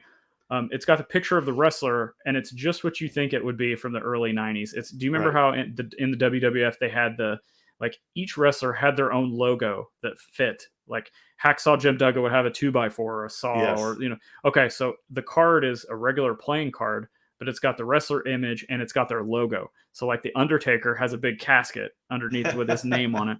And it's just like, that's my favorite card in that playing card set because he's just so menacing looking. And then there's one from 88 that actually sells really well. And that's actually the first appearance of the Ultimate Warrior. His first card is that playing card. A stack of cards? Really? Yes. 1988. You have this? I don't. I have. I gotta look for this now. I have a complete set, but actually, well, I can probably grab it real quick. Okay, go ahead and grab it quick. Let's see it. Thanks for asking that question, Jordan. He's gonna check it out. We can see all his little collectibles in the background. It looks like he has a bunch of Dennis Rodman's back over there, and then some other metal stickers. This Turbo Man. Zan, here we go. What does he have to show us? Oh man, look at that superstar playing cards. Oh, Hogan in the back. This is the 1988 one, so all the images are drawn, but the 1991 actually has real images. Now, will grading companies grade those? Yes, there's already a lot in slabs, and they're already a couple $100 if you can find them. But good to know. I don't want to open I'm probably going to resell this as a complete set because if I get a set, I just there's collectors out there who want the sets, and I just can't break them up. I don't. But let me see if I can find the Warrior. No, I totally understand. Totally understand. Yeah, here's a Warrior. I'm gonna try to be real careful with it. Oh wow, that's pretty cool. So that's his first technical card. The animation kind of reminds me of the 80s Star Wars. The cards, like the Boba Fett and everything. Yep. I just sold one of those recently. Reminds me of the same artist. I don't know if it is or not. Gosh, I gotta find one now. So how many per wrestlers? How many Ultimate Warriors are there in that set? 4. There are 4. Okay. Yeah, there's 14 per stars. suit, right? Right. Mm-hmm. Yep. Okay. And one thing that's really funny in the 91 set is Roddy Piper is the Joker in the set. So I'm like, of all people to put as the Joker, you got it. Good job. And he looks like he walked right off the set of They Live in his picture. So I was like, this is fantastic. Oh my goodness. Now, do you have any funny wrestling stories? I know one right off the top of my head. I was at an indie show when this was late 90s, and this bar that's not too far from me, they had wrestling, and it was actually Harley Race's promotion from Kansas City was doing shows down in Springfield. And so, the headliners at the time was Dan Severn. He was an NWA champion at the time. And I loved UFC during that time because it was underground and nobody was, I loved it. I would go to the video store, rent all the UFC tapes and just watch them religiously. And let's see who else was supposed to be there. Mabel, it was before he went back to the WWF and he was Viscera. He did a stop there. Butch Reed was there. That was fun. All right. So during that same time period in that same show, I go into the bathroom. Let me backtrack. There's a match between this guy, Atomic Dog, Steve Sharp, and he's supposed to be feuding with Greg Valentine, and they're shooting TV for local TV and stuff like this. And I see Greg Valentine start bleeding, but I see something thrown out at the side, and I'm like, did he just blade himself? Or did he just have blood packets? I'm not sure what happened. So he's bleeding though. And after his match, they take an intermission, And I was like, all right, I got to go to the bathroom. So I go in the bathroom. There's Greg the Hammer Valentine in his regular wrestling gear in the urinal, just using the bathroom among everyone else. And I turn around and he looked at me. He has no blood whatsoever on his face. And I'm like, okay, he didn't blade himself. I don't know where the blood came from. Must have been the thing he threw out of the back. And it was just weird. I just started talking to him. And it was so I could say that I had a random conversation with Greg Valentine in the men's At room. the urinal. Yeah. After his match. Oh my gosh. You gotta love indie wrestling. You gotta love wrestling, right? I had a funny one too. Like in '88, one of my cousins, her husband, he was a radio announcer in Kingsport, Tennessee, and they invited me to go up to the weekend because he was going to be the ring announcer for a NWA event that night in Johnson City, Tennessee. What's his name by chance? Gordon Light. He's passed now. Okay. But that was his name. He's out of Kingsport, Tennessee. Gordon Light. So they invited me. He's like, hey, Michael, because my first name is Michael. He goes, I'll take you and we'll go into the locker and you'll get to meet all the wrestlers and everything. And I said, awesome. So I was so excited. So I go and I go in the locker and I see all the guys just getting ready, preparing themselves, putting some oil on, whatever. And then all of a sudden, Road Warrior Animal comes up and walks right up to me and just starts flexing his chest right in my face. Like, what are you doing here? And I was like, sir, I'm here with my cousin. He's letting me come into the locker. He's like, are you a wrestler? And I was like, well, in college, yeah, I am. Yes, sir. Yes. And he's like, but are you a pro wrestler? And I was like, no, sir, I'm not. And he's like, well, I suggest you get the hell out of this locker. And I was like, yes, sir, I do. And then my cousin's husband just sees me like take off, and he's like, where are you going? And he said that Animal was just like laughing his ass off. He saw me run out of the locker room.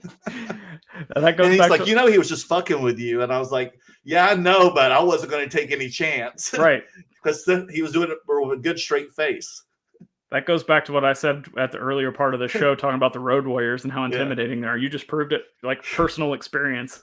Dude, his one boob was as big as my entire body, my torso. He's just sitting there like this. I wasn't going to argue with these men at all. They're like preparing for their matches.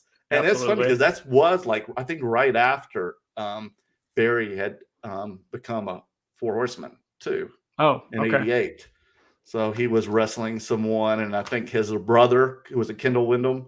Yes. Mm-hmm. So I got to see all those guys. It was definitely a pleasure seeing so many wrestlers back in the day. And I was a huge Steiner fan. Oh yeah. I mean, I loved going to watch the Crockett Cup.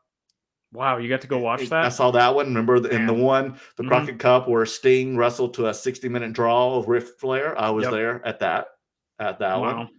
That was insane. Who was it? Was it Starrcade where Ric Flair faced Nikita Koloff and came down in a helicopter? It was either there might have been Great American Bash. It was in Charlotte at a football stadium. I think it was. And one of my friends at that one, and he came and landed in a helicopter, and I'm just a young teenager, and I thought that was the cool. Oh my god, this is awesome! Yes, in a helicopter. That's still cool to this day. Like I remember a couple years ago. Well, that's more than a couple years ago now. But when Rusev came out on WrestleMania in a tank, I was like, "What kind of wrestlers?" I mean, we've got Shotzi Black. Yeah, he came out in a full size tank, and I was like, "This is the coolest thing WWE's done in a long time." And now we have Shotzi Blackheart coming out in the little tank down the stage. Exactly. Now, what's happened with Miro or Rusev? He lost the TNT title, and I haven't heard from him since. I don't know if he's injured or something, but I think it's just an issue with AEW having too much talent. They and I don't know. You can give me your opinion on this, but it gets to the point where the roster is so big and there's so many shows during a week that I don't even know what's going on. Like it's so hard to keep up with. Where they got to be careful because that's what happened to WCW in the '90s. Yeah, they just got bloated and then they imploded from it and then sold out to WWF. I hope that doesn't happen, but that's kind of the no. Tony Khan's got to he needs to learn. Watch out. Yeah.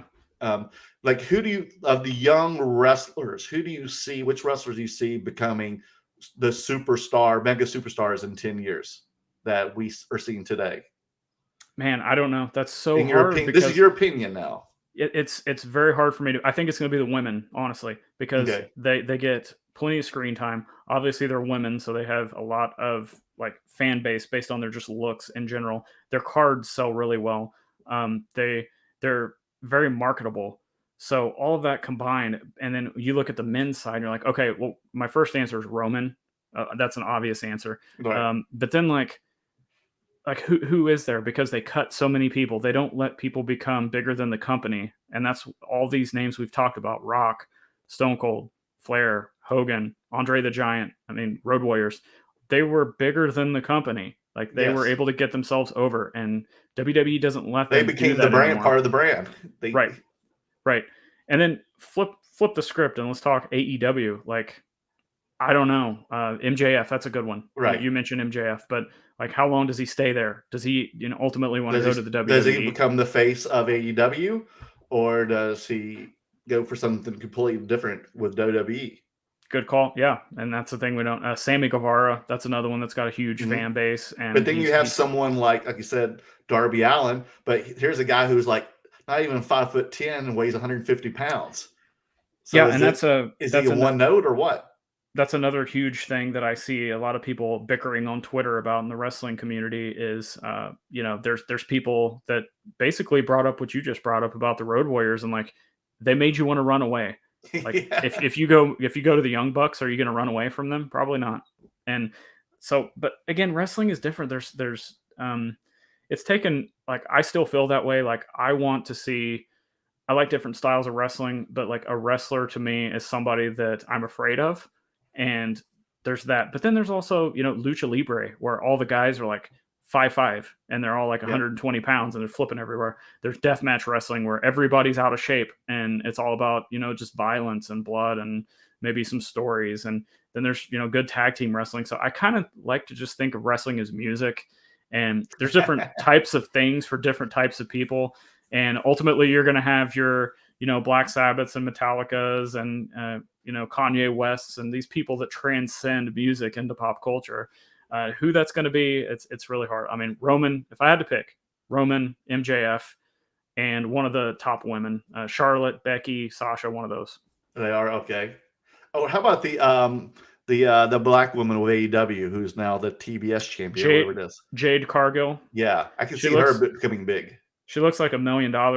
I'm kind of afraid of her. I wouldn't want to mess with her. It's scary. She's beautiful. Yep. She's got, she has the charisma, everything. I don't know. There's like a lot of Twitter. Again, the Twitter wrestling community is interesting, but a lot of back and forth. Like, I think Tony Khan said that her run as a champion right now is like up there with Goldberg. And I'm like, dude, were you around? Like, I know you were around in 1990. Yeah, like Goldberg had he was one of the biggest stars of the Attitude Era for WCW, and there's no way. But the guy only wrestled for like 2 minutes a match. Yeah, and that's kind of what Jade Cargill is doing. I don't know if he was trying to go with that, but we'll see. Maybe so.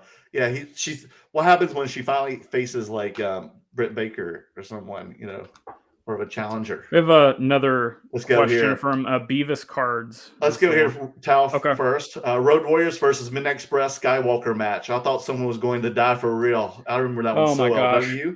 If you go back and watch that now, where Cornette falls from the thing and he blows his knee out, I can't watch it when I know it's coming. He really does blow his knee out. Yeah, I have to turn away because you just see his knee just like fold up.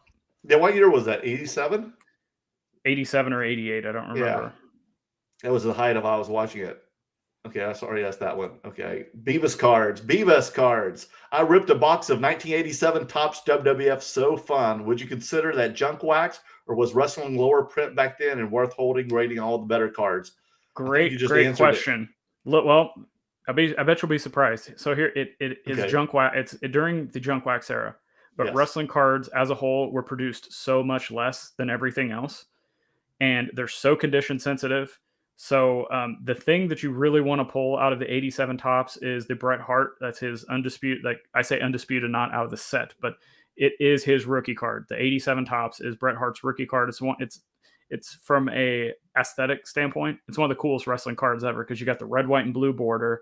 You got the Hitman with the tag team strap with the pink and black. It's just awesome looking.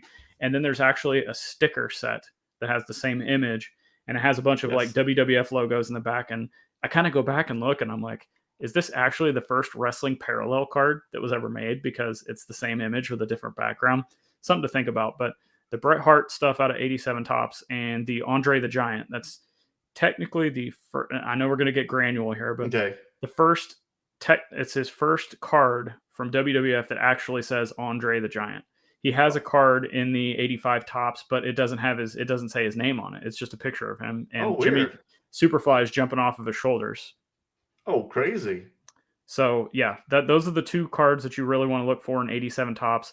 As far as grading, it's still, like, there's got to be a demand for some of this stuff. So, the Bret Hart, there's always going to be demand for. Andre the Giant, always going to be demand for. But, again, we talked about this before. SGC is going to be a really good option if you want to grade something.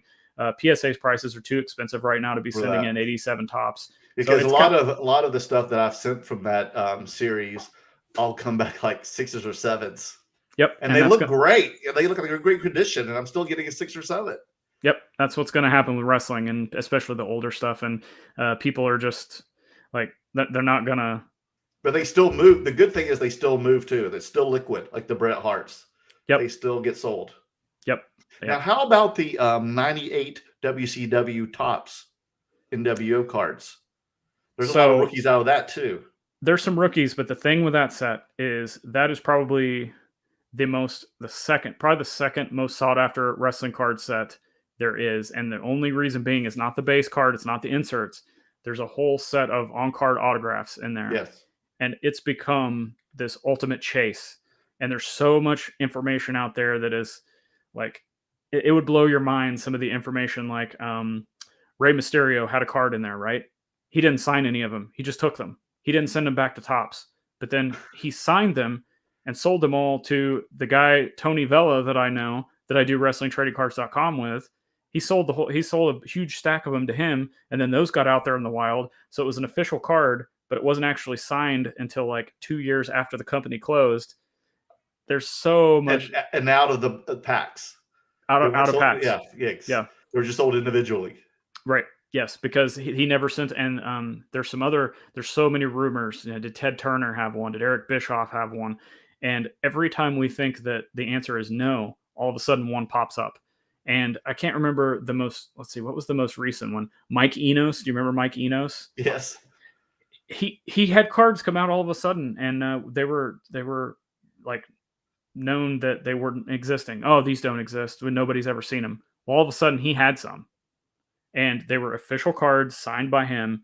And the next thing we know, Charles Robinson, the WWE referee, he's got a bunch of them. Yes, he's got connections with a lot of people. So, and then there's like this Booker T one, and it's unsigned, but then there's some that are signed, and people don't know if it was signed recently or if it was signed as in pack pulled. And there's just a lot of, and all of that kind of, I don't know what you call it, drama or story, whatever. All of that surrounding that autograph set is what's propelled it for people to chase it and propelled it to go after the value. And I mean, you've got like fun autographs of guys like Lenny Lane and like Lash LaRue and Damien and Cyclope and Norton. What's his name? Ken Norton? Oh, Scott Norton. Scott Norton, yes. Scott Norton, yeah. And so that's like probably one of the most sought after sets, but they're just getting so expensive and so hard to find. I just sold at the Dallas show. I sold a Chris Benoit autograph. Oof, yeah, I had a SGC 9.5 on it too. That's pretty good grade too. Out of 10, and then I had a Kevin Nash that I sold, and a Chavo Guerrero. I still have my Bret Hart auto, and I still have my Chris Jericho auto, but I'm looking for more autos out of that. I'm looking for the Eddie Guerrero one too. That's another thing with wrestling, and this could change obviously as we get more people into the hobby, but wrestling card collectors love autos, like autos over everything, over relics. That's mainly what I will sell, unless it's like a rookie card. Right. Another thing too that it's kind of deceiving is you hear a lot of people in sports cards say, okay, well, if I have that Ricky Henderson autograph, or I mean the Ricky Henderson rookie that is pretty sought after, Most of them want it in a high grade, untouched. Within wrestling, they would take the, just say 2002 John Cena rookie, the beat up one. Give me that authenticated with an official autograph on it, and people will be just as high about that as they would a pristine 10. It's just another one of those things that wrestling cards is different than everything else, and I just try to get that out there to people. Oh, wow. See, I think Beavis Cards, he followed up here. Awesome info. Thanks.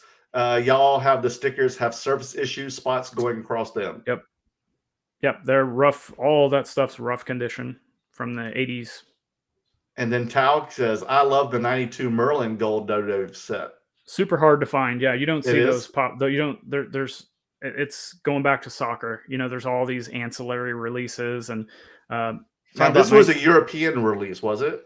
yes, Only? Okay. yes. And to take it back 1 year to 1991 Merlin, there's an English, a German, and an Italian, and those are the Undertaker rookies. Cards. Yes, I have some of those. Yes.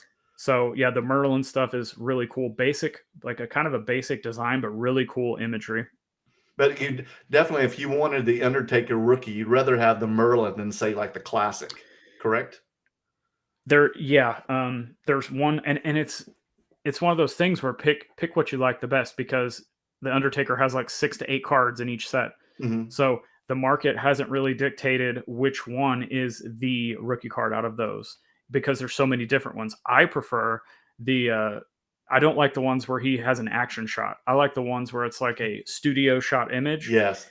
My favorite one is the one where he's got his hands on a casket and there's flowers on that's a great top. one. I've had that one before. I'll just look at it and it scares me. I just want to put it back down. But his playing card that we talked about previously, I think that's a really cool card that nobody's looking at right now. And it's that same kind of image with him just like glaring at you in that black and gray outfit. Now, what are the some of the chase cards out of this 92 gold set?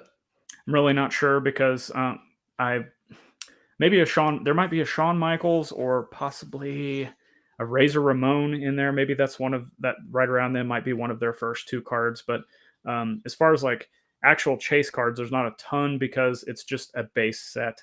As far as like, I haven't seen any inserts of autos or anything. In fact, probably it was 1994 to my knowledge, 1994 Action Packed. That's the first wrestling product to ever feature serial number cards and autograph cards that are pack pullable. So I've heard you talk about the Macho Man one that you sold. Yes, I want more, and I was buying them very low, and now they've like skyrocketed ever since I bought one and sold it. Yeah, it's like, damn, I should have kept my mouth shut. Well, that if you can even find them, it keeps going back to that, as you can't hardly find this stuff. So. And the guy was like, and let me tell you, if you saw my card looked immaculate. The gold on it, everything. There wasn't like any flaking. It looked like I should have gotten a 9 or a 10 off this card. And I really thought I would. I mean, I looked long and hard for the perfect autographed, action-packed Randy Savage autograph card. And I thought I had it. And they still PSA gave me a 7 on it. Yeah. And if you saw the other ones, that means the other ones you're going to get like 1s or 2s, because they look like pieces of crap. They were flaking all off. The edges were bad. So I was telling the guy that's like, the raw, it's like he was trying to, haggle, get a cheaper, price with me. And I was like, listen, look at the other cards on eBay or that were sold or still for sale. Look at them, like really look at it and tell the difference between this one and the one I have. And I'll tell you right now, mine is way, way better looking. This is the best one you're ever going to get. And that's a 7. So that tells you what grade you're going to get on those.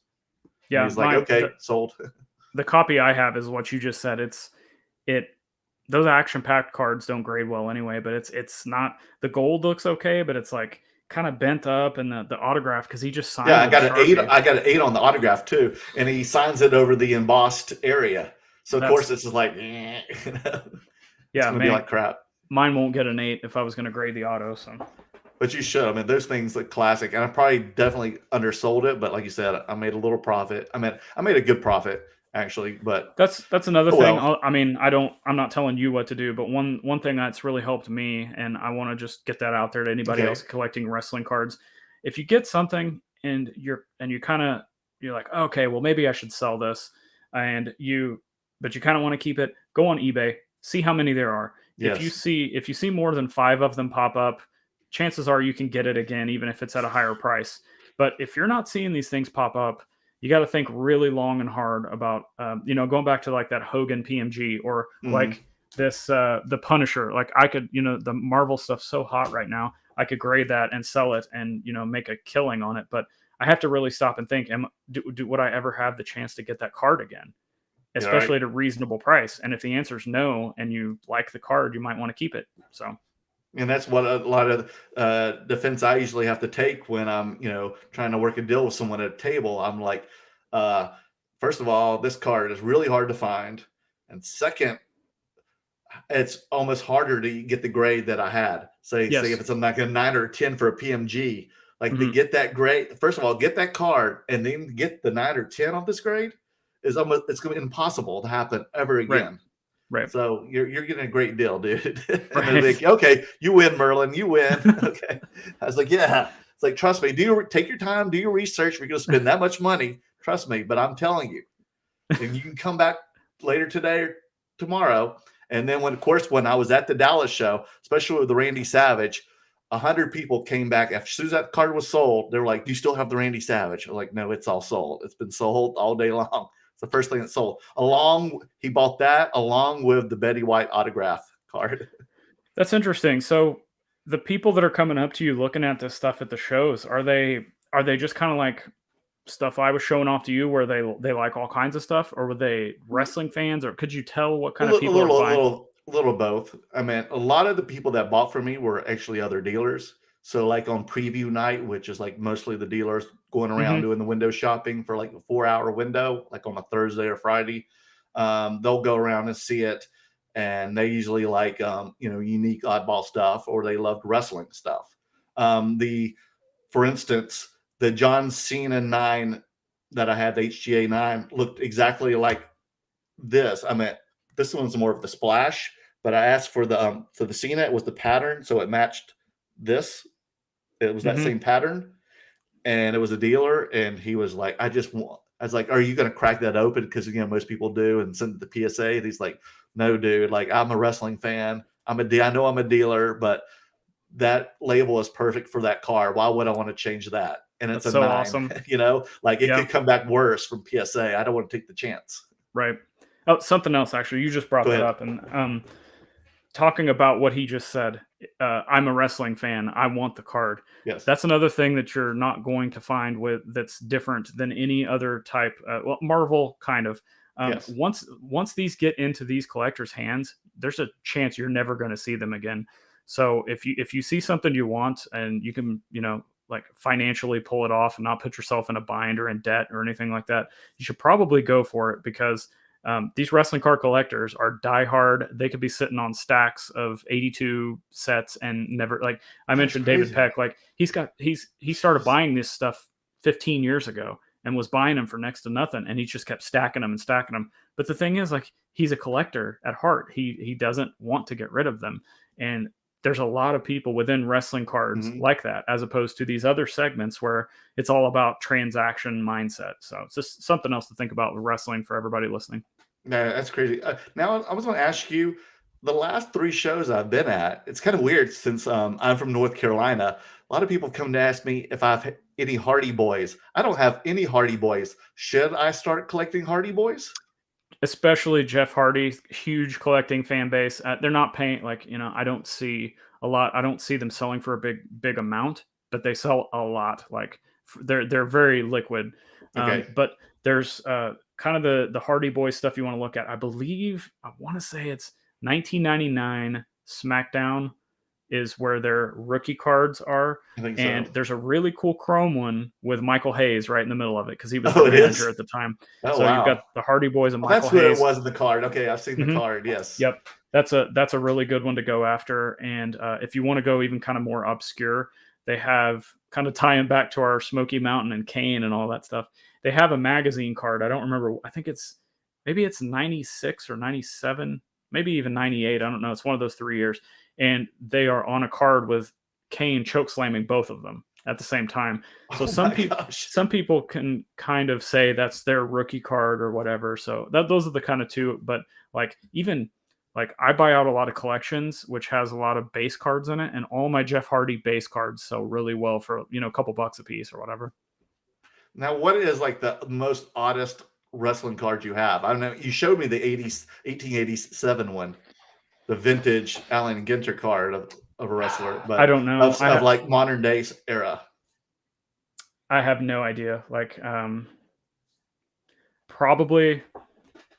It doesn't even count as wrestling, I don't guess, but probably the Rock Scorpion King relics. I have like pieces of his worn outfit from the movie, and I have 3 or 4 of them. So that's, you don't see that pop up very often, but I do have the completely unrelated to wrestling, but very, very obscure. Okay. See if I can get this. Can you tell what that is? It's like a film cell or like It film is. strip. This is one of the original film strips from the Haunted Mansion ride in Magic Kingdom. Oh my gosh, really? Yeah. Oh, that's hilarious. So like I went to Disney last year. It was my first time ever going. I told you I hate traveling, and I was like, man, I want to go. And I loved Haunted Mansion so much, and I was like, I want something to remember it by, but I didn't want any souvenirs or T-shirts, whatever. I found somebody on eBay that was a former employee that had the film strips, and they were just cutting off little sections and selling them very affordable. And I'm like, I have a piece of history right here that could never be replicated. So again, it goes back to like, I'll pick up oddball stuff here and there. So now, what is? I mean, could be a crazy question. What is like one of the biggest holy grails of modern day wrestling cards that most people may not know about? Like the least obvious, but is like the most obvious for wrestling fans. I guess it depends on what you want to define as modern, like those WCW autographs we I'd talked say like about. in the past, like 25, 30 years. Those WCW autographs, like They those are like people go after those so hard, and we're just recently now seeing people going after the refractors and superfractors and shiny stuff of like Alexa and Roman. So I like from a dollar perspective, the obvious stuff from them is surpassing, but there's so much lesser known stuff out there. And if I had to kind of narrow it down to one set, I think it would be those WCW autograph cards. I love it, man. Okay, we're gonna wrap it up now. So, Zhan, is there anything, little last parting words to the audience? Well, first off, thanks for having me on. I'm glad I was mentioned by some of the audience members to be a guest on the show. I'm so glad to had a blast talking about wrestling in general. Yeah. So thanks for having me on. Guys, make sure if you want more wrestling content, check out my show, Wrestling with Cards, on YouTube. I've got the Wrestling with Cards podcast and the Worlds Collide podcast. You can just search all of that stuff everywhere, and it will be available. Yeah, and my links to my social platforms at Zhan Morning on pretty much everything you can find: TikTok, Instagram, Facebook, Twitter, everything. I just try to get wrestling cards out there. When I started, I wouldn't even be on social media if it wasn't for the hobby. I love it. Thank God you are. Yeah, because I don't have the best collection. I'm not out there trying to brag, but what I am trying to do is just bring awareness to wrestling cards, get more people involved in it, whether it's Brooklyn Brawler or whether it's The Rock, get more people involved in wrestling cards and realize how much fun they are. And you can actually, make some money doing it as well. And check out my content again, YouTube, podcast. Please subscribe, tell a friend about the show that you think might be interested in learning more about wrestling cards. And just appreciate everybody listening, and thanks for having me on.